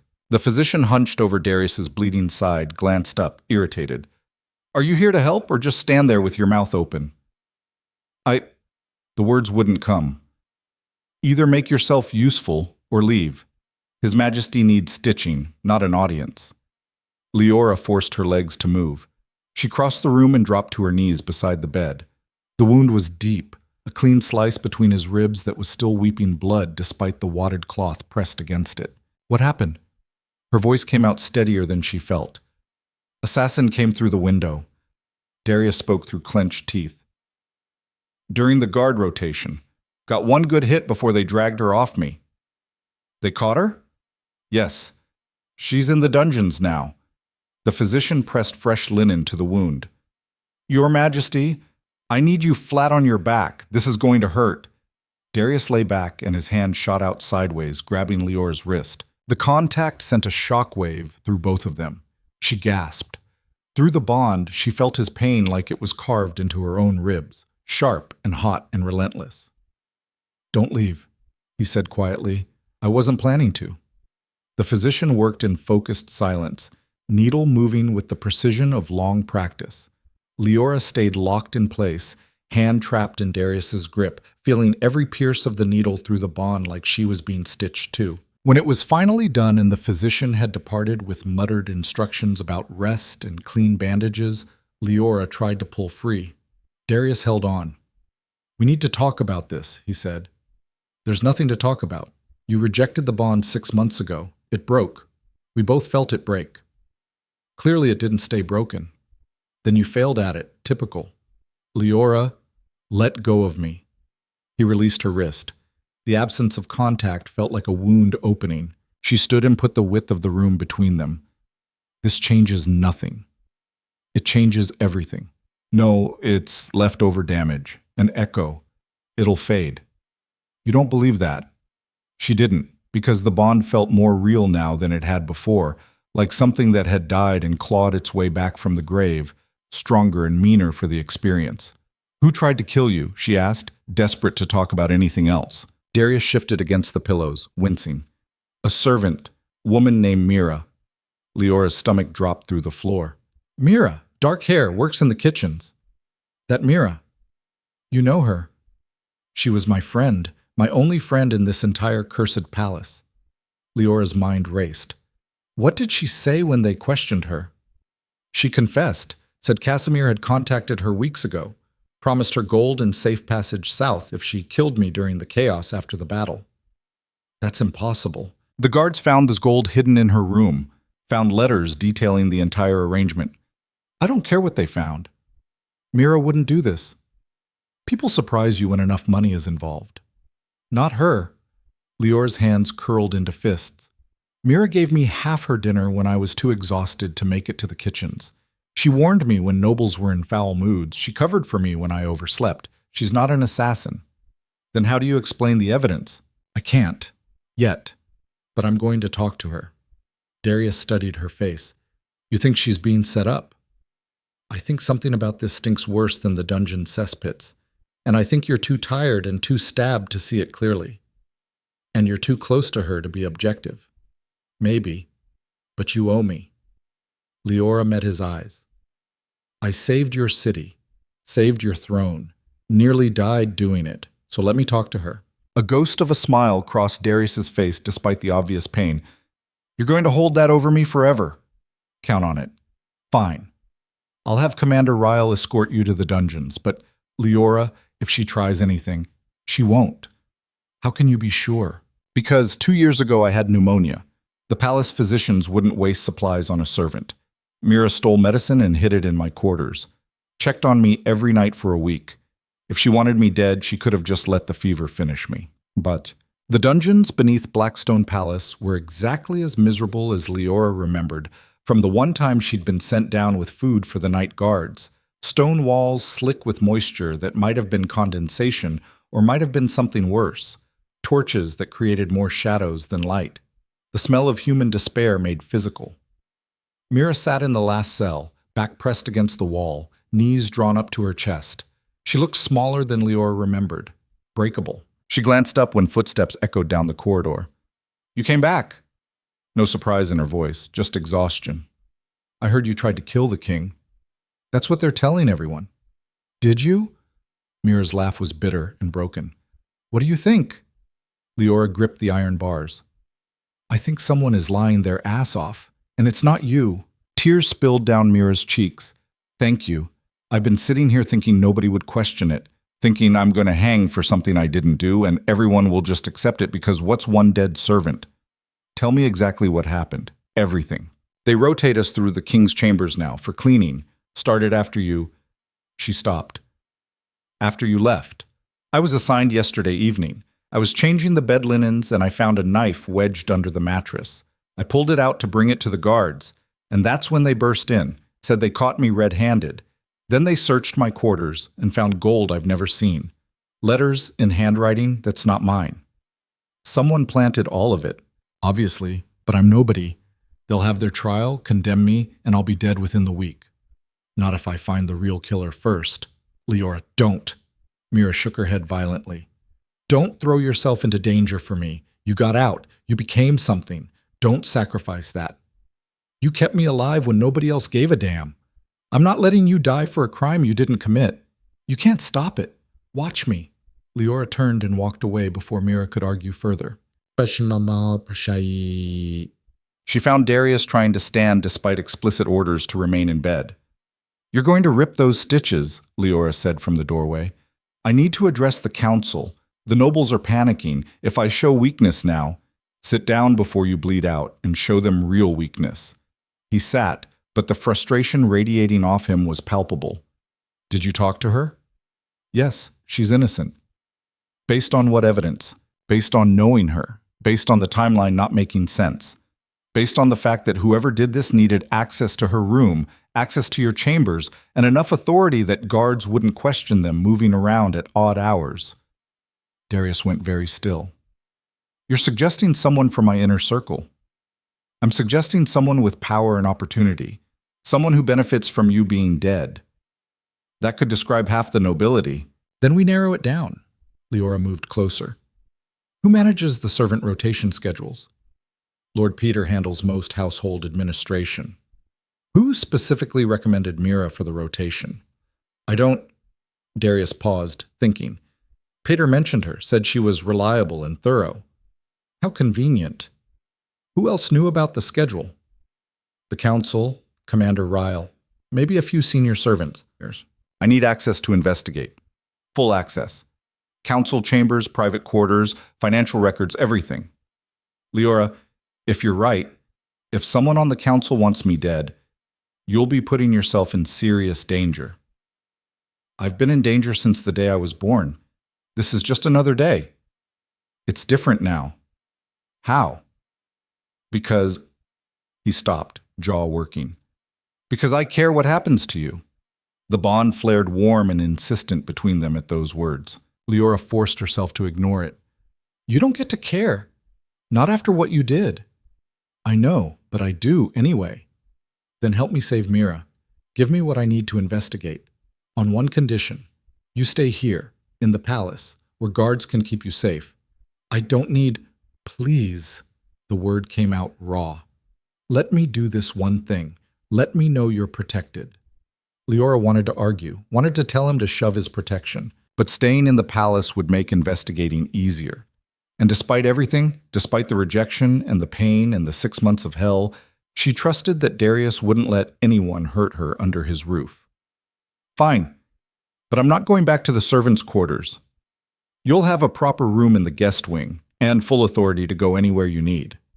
Even the council chambers? Even there.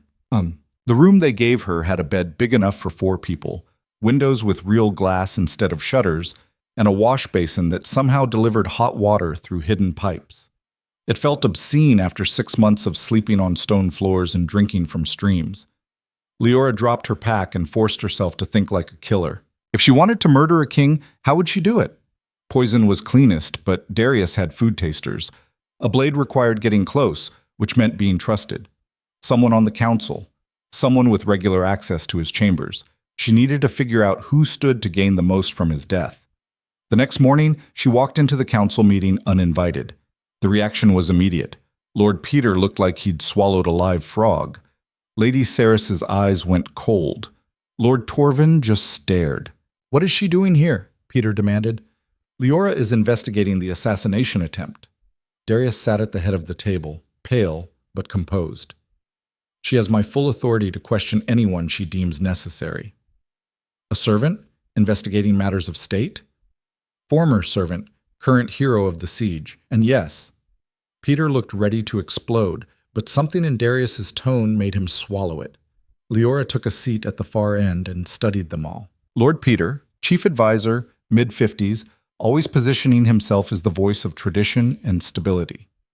Lady Ceres, southern provinces, beautiful and calculating, had been angling for a marriage alliance with Darius for years. Lord Torvin, northern territories, blunt and military-focused, more comfortable with swords than politics. Commander Ryle, head of the King's Guard, scarred from a dozen campaigns, loyal to the bone. And half a dozen others whose names she'd memorized, but whose secrets she hadn't uncovered yet. Any of them could be the killer.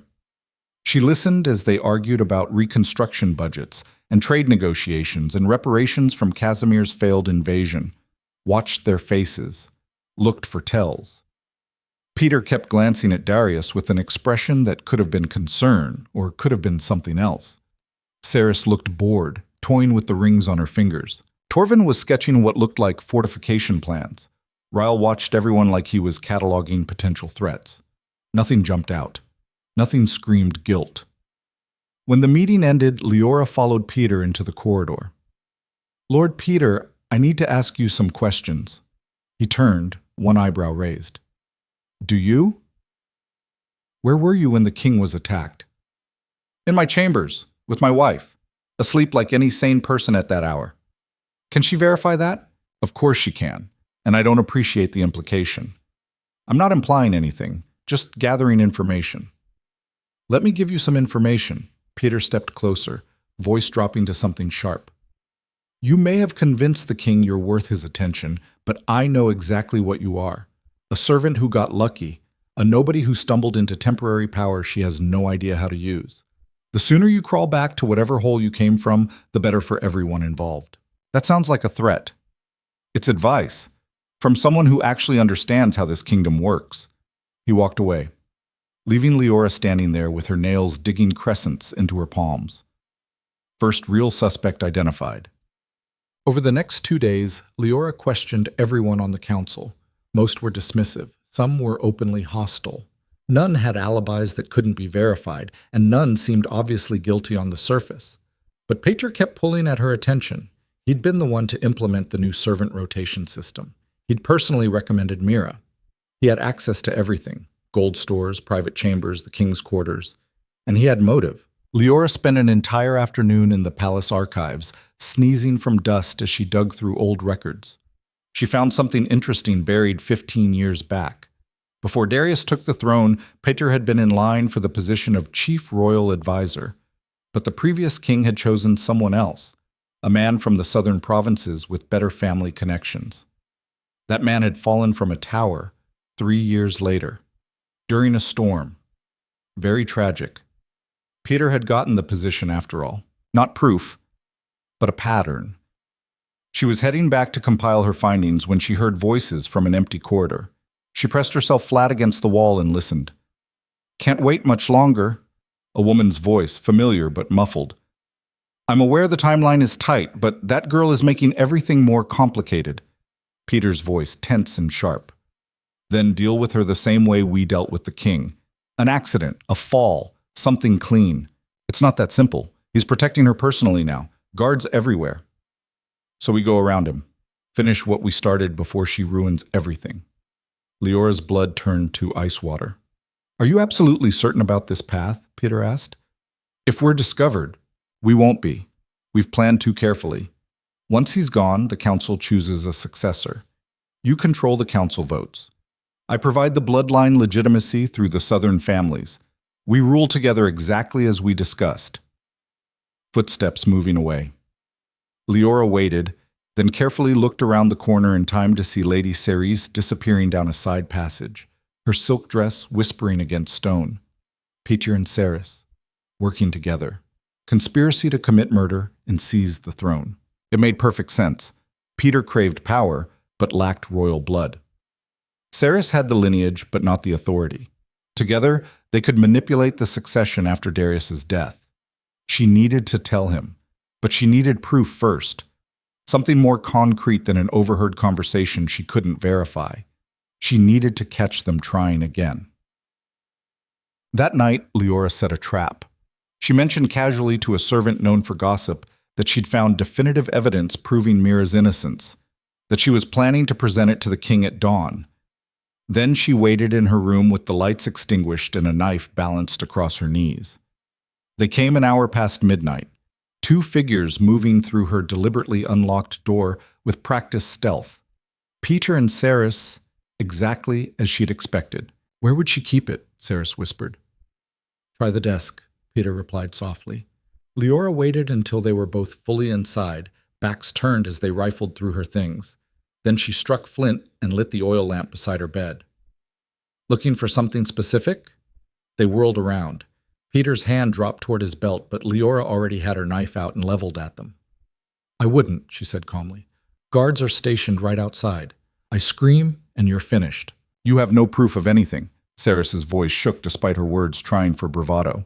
"Actually, I have quite a bit. Overheard conversations about timelines and succession. Financial records showing unusual gold transfers from treasury accounts to your private holdings, Lord Peter. Analysis of the handwriting on those letters planted in Mira's room.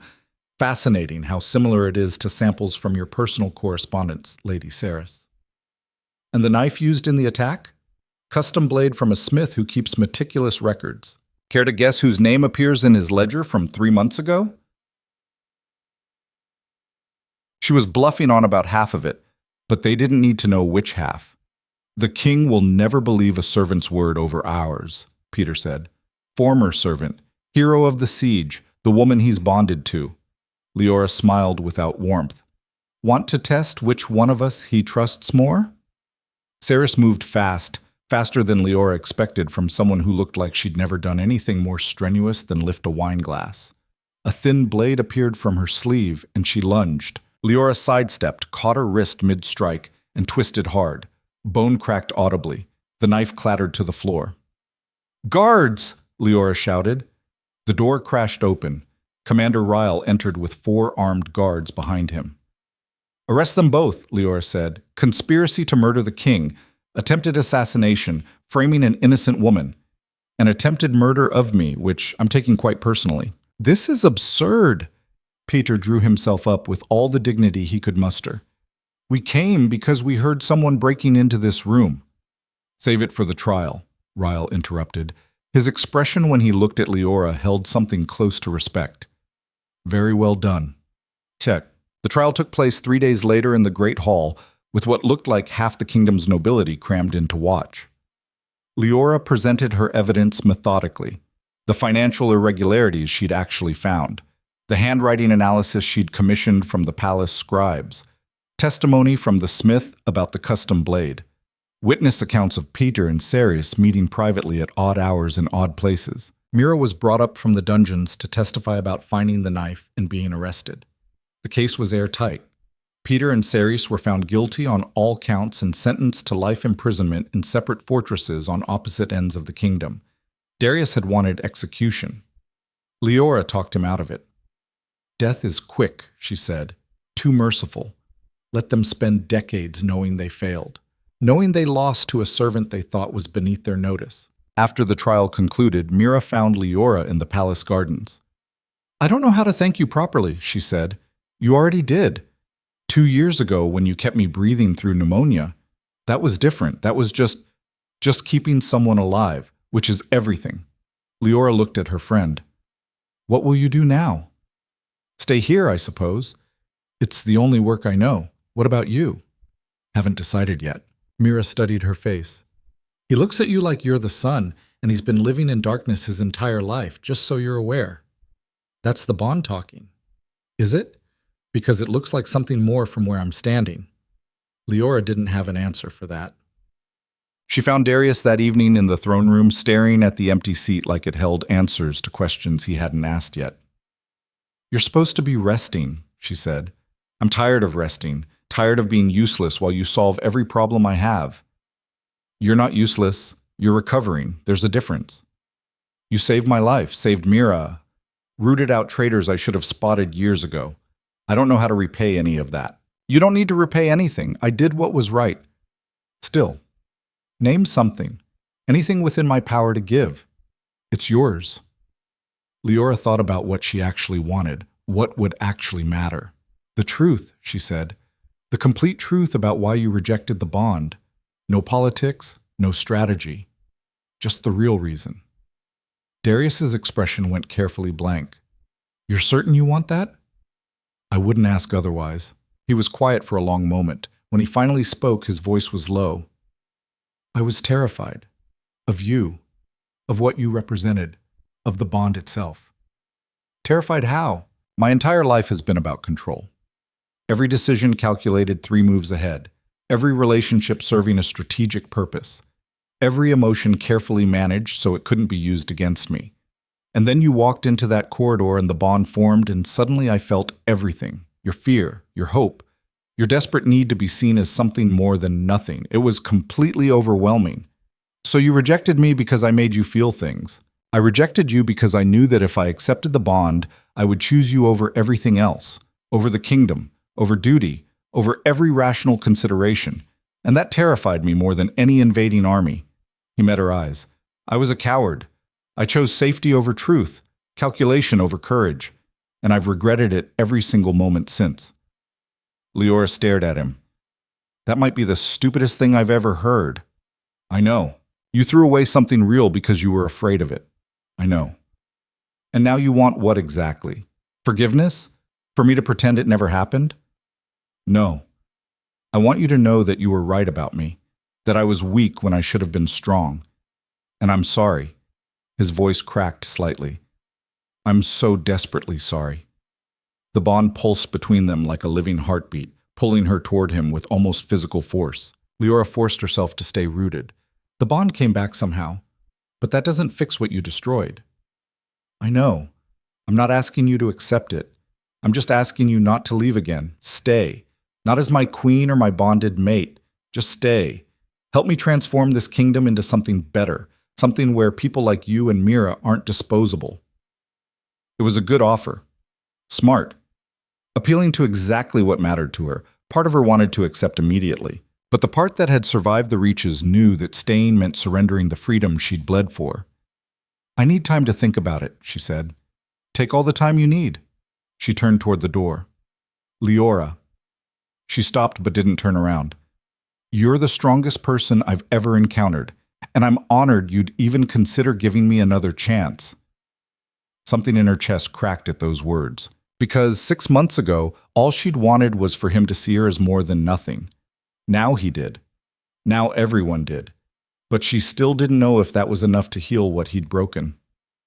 She spent the next week watching the capital rebuild itself. watching the exiles she'd led in battle receive their pardons and reclaim their lives, watching people who'd been discarded find their dignity again. And slowly, an idea took shape. On the 8th day, she requested a formal audience. Darius received her in his private study rather than the throne room. More intimate, more honest. "I've made my decision," she said. "Tell me." "I'll stay. But not as your advisor or bonded mate or anything traditional. I'll stay as something completely different." "What?" "The voice for people who have none. Exiles. Servants. The forgotten and discarded. Someone who makes sure what happened to me and Mira never happens to anyone else ever again." Darius studied her face carefully. "You want an official position with real authority. I want the power to investigate injustice wherever I find it, to intervene when the strong abuse the weak, to challenge even you when necessary. That will create enemies, powerful ones. I've survived worse than powerful enemies." A genuine smile crossed his face. "Yes, you have. All right, you'll be the king's advocate. You answer only to me. Full authority to investigate any abuse of power or corruption, including investigating you if necessary. Especially me. Someone needs to keep me honest." Leora felt something settle in her chest. Not peace. She wasn't sure she'd ever have that. But purpose. Clear and undeniable. "Then we have an agreement." Darius extended his hand across the desk. She took it. Through the bond, she felt his relief wash over her. His hope, his absolute determination to prove himself worthy of the second chance she was offering. It wasn't forgiveness. Not yet. But it was a beginning. But 3 days later, the first official proclamation from the King's Advocate was read throughout the capital. Leora Hale, the Iron Shadow, exile and hero of the siege, would be investigating working conditions throughout the palace and establishing formal protections for all servants and common workers. The nobility were outraged. The common people celebrated in the streets, and Darius watched from his throne as Leora stood in the great hall and outlined her intentions in a voice that carried to every corner, commanding attention without demanding it. She wasn't his queen, wasn't his bonded mate, but she was something far more valuable. She was herself, completely. Unbroken by what he'd done to her, undiluted by anyone's expectations. And for the first time since the rejection, Darius allowed himself to believe that maybe, eventually, she might actually forgive him. Not today, not this year, but someday. If he worked hard enough to deserve it. The bond hummed between them, patient and persistent as a heartbeat. Waiting. The bond hummed between them, and Leora felt it every waking moment of the next 3 months. Not demanding, not pulling, just there, a constant reminder of something broken that had somehow stitched itself back together wrong, or maybe right. She couldn't tell anymore. She threw herself into the work. The first thing she did as King's Advocate was interview every servant in the palace. All 237 of them. She sat in the kitchens, the laundries, the stables, and listened to stories that made her want to burn the whole place down and start over. A girl of 16 who'd been beaten by a noble for spilling wine. The noble faced no consequences because accidents happen. An older man who'd worked in the palace for 40 years and had nothing to show for it except bad knees and no pension. A woman who'd been propositioned by a council member and fired when she refused. The list went on. Leora documented everything. Then she brought it to Darius. He read through her reports in silence, his expression growing darker with each page. "How did I not know about this?" he asked finally. "Because nobody tells kings the truth. They tell you what you want to hear. You're telling me the truth. That's my job now." He set down the papers. "What do you need?" "Real consequences. A tribunal system where servants can report abuse without fear of retaliation. Guaranteed wages, days off, basic dignity." "The nobles will fight this." "Let them. I've fought worse." Darius studied her face. "You're going to make them hate you." "They already hate me. Might as well give them good reason." He smiled at that, tired but genuine. "All right, draft the reforms. I'll back you." "Even when they threaten to withdraw support?" "Even then." The bond pulsed warm between them at his words. Leora ignored it and got to work. The reforms were announced 2 weeks later in a full assembly of the court. The reaction was immediate and explosive. "This is outrageous!" Lord Corvin, a wealthy landowner from the Eastern Territories, shot to his feet. "You're giving servants the right to accuse their betters? This will destroy the natural order." The natural order, Leora said calmly from her position beside the throne, involved beating a 16-year-old girl until she couldn't stand because she spilled wine on your coat. So yes, I'm destroying that. Corvin's face went purple. "You have no proof. I have her testimony, the physician's report documenting her injuries, and 3 other servants who witnessed it. Want me to bring them all up here?" Silence. That's what I thought. Lady Helena, a southern province noble who'd never bothered to hide her contempt for Leora, stood next. "Your Majesty, you cannot seriously be allowing this person to overturn centuries of tradition based on the complaints of servants who are likely lying for attention." "They're not lying," Leora said, "and I can prove it." "How?" "Because I was one of them. I lived it. I know exactly what happens in this palace when nobody's watching." "You're biased." "I'm informed. There's a difference." "This is absurd." Helena turned to Darius. "Your Majesty, surely you see the danger here. If we allow the lower classes to challenge authority, the entire kingdom will descend into chaos." "What I see," Darius said quietly, "is that we've been ignoring injustice because it was convenient. That ends now. The reforms stand." The hall erupted in shouting.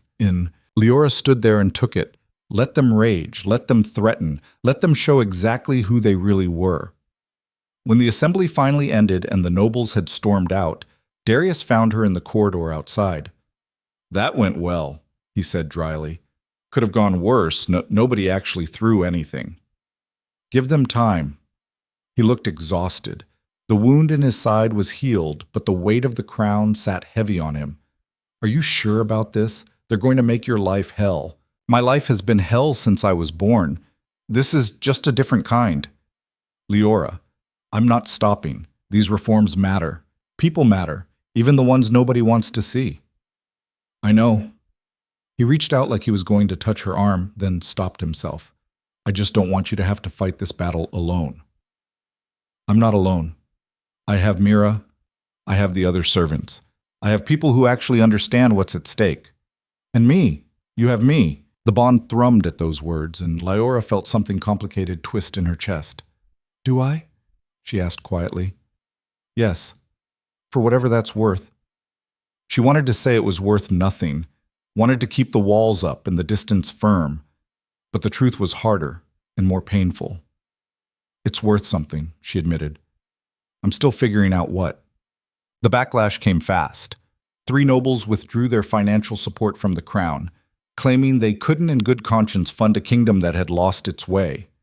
2 minor lords pulled their troops from the border garrisons in protest. There were whispers of another rebellion, of alliances forming to force Darius to reverse the reforms or abdicate. Leora kept working. She established the tribunal, trained investigators, created a system where complaints could be filed anonymously. The first case was Lord Corvin beating the servant girl. The tribunal found him guilty based on the evidence Leora had compiled. His punishment, public apology, significant fine paid directly to the victim, and loss of his position on the king's council. The nobles were outraged. The servants were shocked. And Leora realized something. This was actually working. People started coming forward. Not just servants, farmers, merchants, common soldiers, anyone who'd been wronged by someone with power and thought they'd never see justice.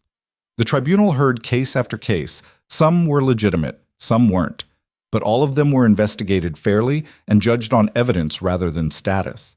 It was messy, it was complicated, it was slow, but it was real change. 6 weeks into the reforms, Leora was reviewing case files in her office when Darius appeared in the doorway. "We have a problem," he said. "What kind?" "The kind where Lord Theron and his allies are threatening armed rebellion if the reforms aren't reversed within the week." Leora set down her papers. "How serious?" "Serious enough that Commander Ryle thinks we need to mobilize the garrison. Theron has 300 men under his command, and at least 4 other houses have pledged support." "So what are you going to do?" "I'm asking what you think I should do." She studied his face. "You want my advice?" "I want your counsel. There's a difference." Leora stood and walked to the window overlooking the city. From here, she could see the lower districts where people were going about their lives, working, trading, living. The people these reforms were meant to protect. If you back down now, she said slowly, everyone will know that power still matters more than justice, that the nobles can threaten violence and get what they want. Every reform we've implemented will collapse. And if I don't back down, we're looking at civil war. Maybe, or maybe Theron's bluffing, testing to see if you have the spine to stand firm. And if he's not bluffing, then we fight. Leora turned to face him, not because we want to, but because some things are worth fighting for. And the idea that people matter regardless of their birth is one of them. Darius was quiet for a long moment. You're asking me to risk the kingdom for a principle. I'm asking you to be the king you claimed you wanted to be when you rejected me, the one who puts duty above everything else. Well, this is duty. Protecting the people who can't protect themselves. That's not fair. No, but it's true. He ran a hand through his hair, frustrated. If this goes wrong, if we end up in another war, then we face it, together.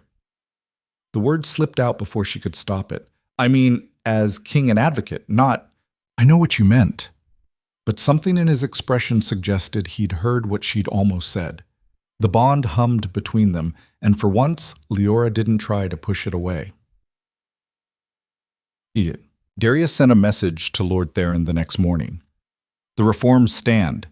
If you choose rebellion over reason, you will be met with the full force of the crown. Choose wisely. Theron's response came that evening. He was marching on the capital with his forces. 5 other noble houses had joined him, nearly 800 men total. So much for bluffing, Leora muttered as she read the dispatch. We need to prepare, Commander Ryle said. He'd called an emergency war council, and the room was packed with military officers and anxious nobles who'd remained loyal. We have maybe 3 days before they arrive. Can we hold the city? Darius asked. If we pull everyone inside the walls and prepare for a siege? Maybe, but it'll be costly. What if we don't let it become a siege? Leora asked. Everyone turned to look at her. Explain, Darius said. Theron's banking on you being defensive, hiding behind walls and hoping he gives up. What if you meet him in the field instead? We're outnumbered by 100 men, and his forces are a coalition of different houses who've probably never fought together. Ours are trained and unified. Leora moved to the map spread across the table.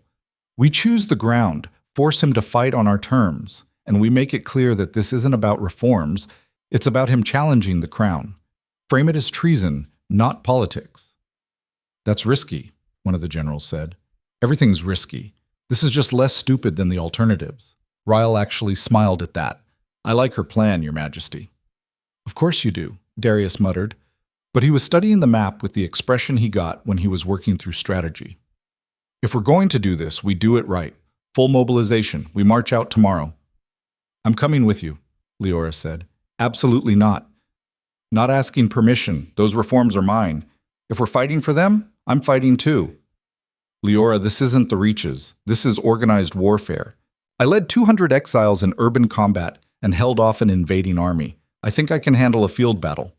Darius looked like he wanted to argue, but he'd also seen her fight, knew what she was capable of. Fine, he said, but you stay near me where I can, where the guards can protect you. Whatever you need to tell yourself. They marched out the next day at dawn. Leora rode near the front of the column, wearing leather armor someone had scrounged from the garrison that almost fit. She'd refused a horse, didn't trust herself not to fall off, so she marched with the infantry. The bond made it impossible to ignore Darius riding 20 feet ahead. She could feel his tension, his focus, the weight of command settling on him like physical pressure. They reached the chosen battlefield on the second day, an open field with a slight rise on the western edge. Good visibility. Room to maneuver. Natural advantages for the defenders. Theron's forces arrived the following morning. They formed up on the opposite side of the field, banners flying, armor gleaming in the sun. 800 men ready to kill for the right to keep abusing servants. It would have been funny if it wasn't so tragic. Darius rode forward under a parley flag. Theron met him in the middle. Leora couldn't hear what they said from where she stood with the infantry, but she could see the body language. Darius sitting straight in the saddle, refusing to give ground. Theron gesturing angrily. The parley lasted maybe 5 minutes. Then Darius rode back. "They're not backing down," he told Ryle. "Theron says he'll only stand down if I reverse the reforms and exile the king's advocate." "What did you tell him?" Ryle asked. "That he has 1 hour to disperse or be branded traitors to the crown. After that, we settle this the old way." The hour passed with agonizing slowness. Theron's forces didn't move.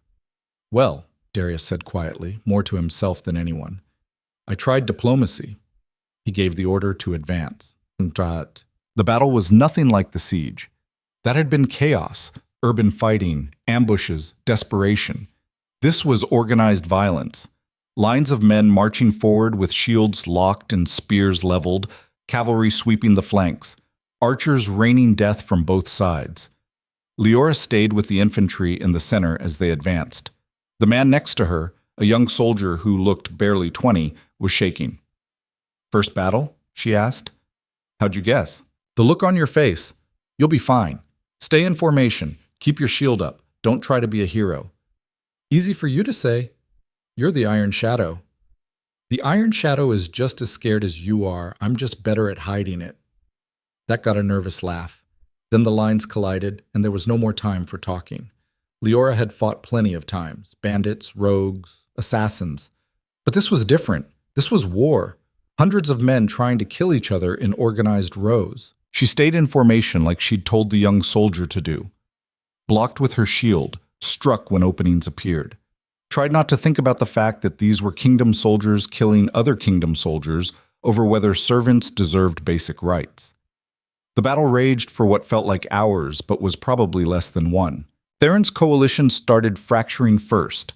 The different noble houses weren't used to fighting together, and when the center started to buckle under the disciplined assault from Darius's forces, the edges began pulling back to protect themselves. Once that happened, it was over. Theron's forces broke and ran. Some threw down their weapons. Others fled toward the trees. Darius's cavalry ran down the ones who ran. It was brutal, necessary, horrifying. When it was finally done, Leora stood in the middle of the field surrounded by bodies and tried not to vomit. The young soldier who'd been next to her was dead. Spear through the chest. He'd died maybe 10 feet from where they'd been talking. "Leora." She looked up. Darius stood there, blood splattered across his armor, looking as exhausted as she felt. "Are you hurt?" "No, you?" "Minor cuts, nothing serious. He looked around at the carnage. "We won." "Yeah, feels great." He understood the sarcasm. "I know, but it had to be done." "Did it? We just killed kingdom soldiers because they didn't want servants to have rights. We killed rebels who threatened the crown and refused to stand down. There's a difference." "Is there?" "Because from where I'm standing, all I see is dead kids who should have been home with their families instead of dying in a field over politics." Darius didn't have an answer for that. They stood there in silence while the soldiers collected the wounded and counted the dead. Theron survived. They found him trying to flee and brought him back in chains. Darius could have executed him. Probably should have. Instead, he stripped him of his lands and titles and exiled him to the northern wastes. Let him see what it felt like to be thrown away. The other noble houses that had supported the rebellion were given a choice: swear loyalty to the crown and accept the reforms, or face the same fate. They all swore loyalty. Funny how quickly principles disappeared when consequences showed up. The army marched back to the capital victorious. The people lined the streets cheering. They'd won. Justice had prevailed. Leora felt hollow. She retreated to her office and buried herself in tribunal cases, trying not to think about the young soldier's face. Mira found her 3 days later, still working through files at midnight. "You need to sleep," Mira said. "I need to process these cases. The cases will still be there tomorrow. You won't be if you collapse from exhaustion." "I'm fine." "You're not fine. You've been sitting here for 3 days barely eating. Everyone's worried about you." "Everyone needs to mind their own business." Mira pulled up a chair. "Talk to me. What's wrong?" "Nothing's wrong. We won. The reforms stand. Everything I fought for is happening." "So why do you look like you lost?" Leora set down her pen. A kid died standing next to me in that battle. Couldn't have been more than 20. He was scared, and I told him he'd be fine. Then he got speared through the chest and bled out in the dirt. That's not your fault, isn't it? If I hadn't pushed for these reforms, if I just kept my head down, then nothing would have changed. That kid would still be alive. But so would the abuse, the beatings, the injustice. You can't protect everyone, Leora. I should have been able to protect him. He was right there. You're not responsible for every death in a war you didn't start. Theron made his choice. Those soldiers made theirs. You made yours. And your choice was to fight for people who couldn't fight for themselves. Mira's voice was firm. Don't you dare dishonor that kid's death by pretending it was meaningless. He died defending something real. Leora's throat tightened. How do you do that? What? Say exactly what I need to hear. Practice. I've been dealing with your stubborn ass for 2 years. That surprised a laugh out of Leora. Weak, but genuine. Get some sleep, Mira said, standing. The work will be here tomorrow, and you're no good to anyone dead on your feet. 2 weeks after the battle, the first anniversary of Leora's rejection came and went. She didn't mention it. Neither did Darius. But the bond reminded her anyway, pulsing stronger that day, like it was marking time. She was reviewing a case about wage theft when Darius appeared in her office doorway. Do you have a minute? He asked. What's wrong? Nothing's wrong. I just wanted to talk. Leora gestured to the chair across from her desk. Talk. He sat, looking uncharacteristically uncertain. I wanted to thank you for everything you've done. The reforms are working. People are actually seeing justice. It's making a real difference. That's what you came here to say? Partially. He paused. I also wanted to tell you that I know what today is, and I'm sorry for all of it. You already apologized. I know, but I don't think I've said it enough. Or maybe I have, and words just aren't sufficient for what I did to you. Leora set down her pen and really looked at him. He looked older than he had a year ago. The crown had weight, and it showed. Why are you really here, Darius? Because I've been thinking about what you said, about me being the king I claimed I wanted to be, and I realized something. What? That the king I wanted to be, the one I've been trying to be, is the one you believed I could be. Not the nobles, not the council. You. A servant I threw away saw something in me worth fighting for, and I nearly destroyed that because I was too afraid to trust it. The bond pulsed warm between them. I don't know what you want me to say to that, Leora said quietly. I don't want you to say anything. I just wanted you to know. He stood to leave. Darius? He stopped. The bond is still there. We both know it, and I don't know what to do about it. We don't have to do anything about it. We can just let it be. No pressure, no expectations, just see what happens. And if nothing happens, then we keep working together to make this kingdom better, and that's enough. Is it enough for you? He smiled sadly. No, but it's what I deserve. He left, and Leora sat there staring at the closed door, feeling the bond hum in her chest. 3 months later, everything changed again. Leora was investigating a complaint about a noble assaulting a merchant when the merchant mentioned something in passing. My sister works in the palace, in the archives. She said there are old records about bonds, about what happens when they're rejected. Leora's attention sharpened. What kind of records? Historical accounts, from before the current system. She said most people don't know they exist. That night, Leora went to the archives. She found the records buried in a section that looked like nobody had touched it in decades. Journals from court physicians. Observations about bonds and their effects. And she found something that made her stop breathing. A bond couldn't be truly rejected. It could be denied, suppressed, ignored. But once formed, it was permanent. The pain of rejection wasn't the bond breaking. It was the bond being forced into a dormant state, causing agony to both parties. But it never actually severed, which meant it never broke, Leora whispered to the empty archives. It was always there, just buried. She sat there for a long time, surrounded by ancient texts, trying to process what this meant. Darius had tried to reject her, had put them both through hell, but the bond had survived anyway, had waited, And when he'd nearly died and his control had shattered, it had roared back to life. They'd never actually stopped being bonded. They just hadn't known it. She found Darius in the throne room the next morning, dealing with a dispute between merchants. She waited until he'd finished and the room had cleared. "We need to talk," she said. "About?" "The bond. I found records, historical accounts." His expression sharpened. "What did they say?" "That you can't actually reject a bond. You can suppress it, deny it, but you can't break it. Once it forms, it's permanent." Darius went very still. "What are you saying?" "I'm saying we were always bonded. The rejection just buried it, made it dormant, but it never went away." "How is that possible?" "I don't know. The records aren't clear on the mechanism, just that it's a fundamental connection that can't be severed by will alone." They stared at each other across the empty throne room. "So what do we do?" Darius asked finally. "I don't know. I came here thinking I had answers, but all I have are more questions." "Do you want to try? To actually accept it instead of fighting it?" Leora's first instinct was to say no, to keep the walls up and the distance safe, but she was tired of fighting the bond, tired of pretending she didn't feel it pulling at her constantly, tired of watching Darius try so hard to be better and refusing to acknowledge it. "I don't know if I can trust you," she said honestly. "You destroyed me once. How do I know you won't do it again?" "You don't. But I can promise you that I'll spend the rest of my life trying to prove I'm worth the risk." "That's not enough." "I know, but it's all I have." The bond pulsed between them, and Leora made a decision.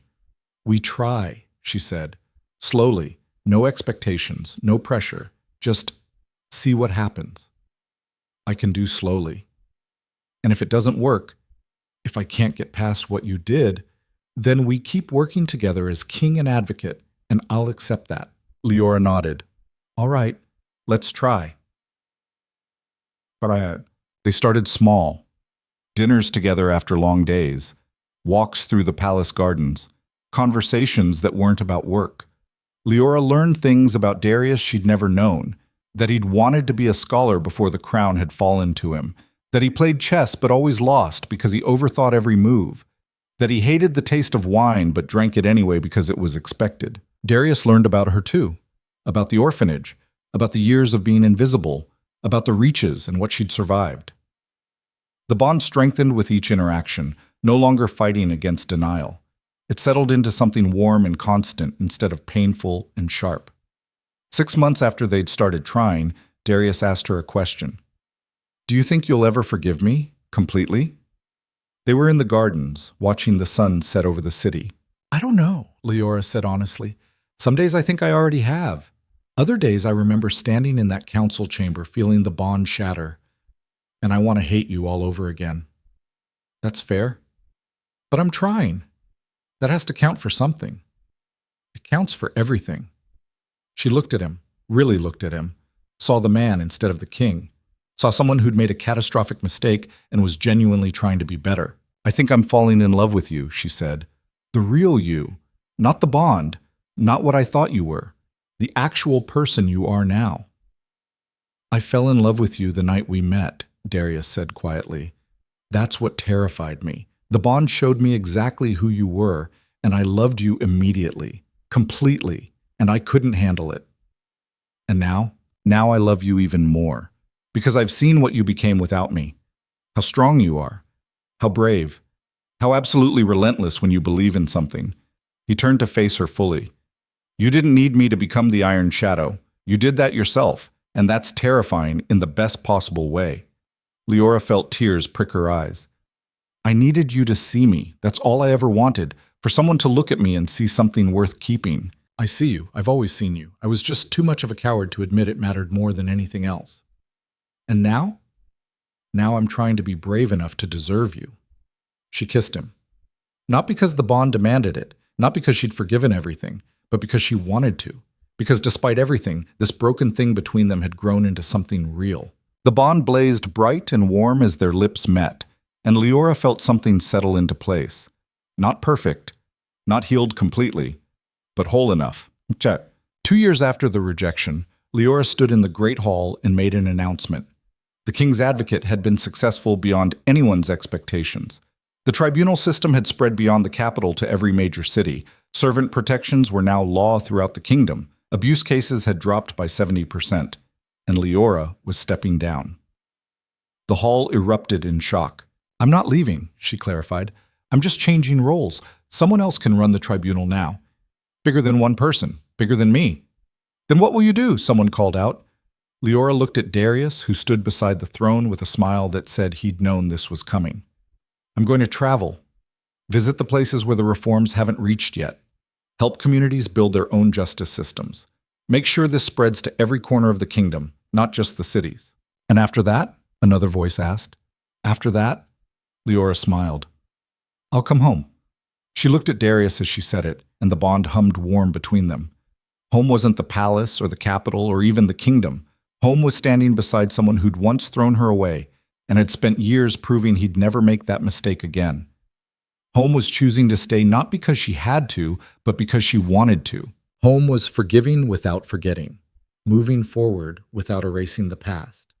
Home was complicated and messy and imperfect and real. Asab. 5 years after the rejection, Leora and Darius stood before the kingdom and accepted the bond formally. Not because they had to. The bond had been there all along, dormant and then awakened, but always present.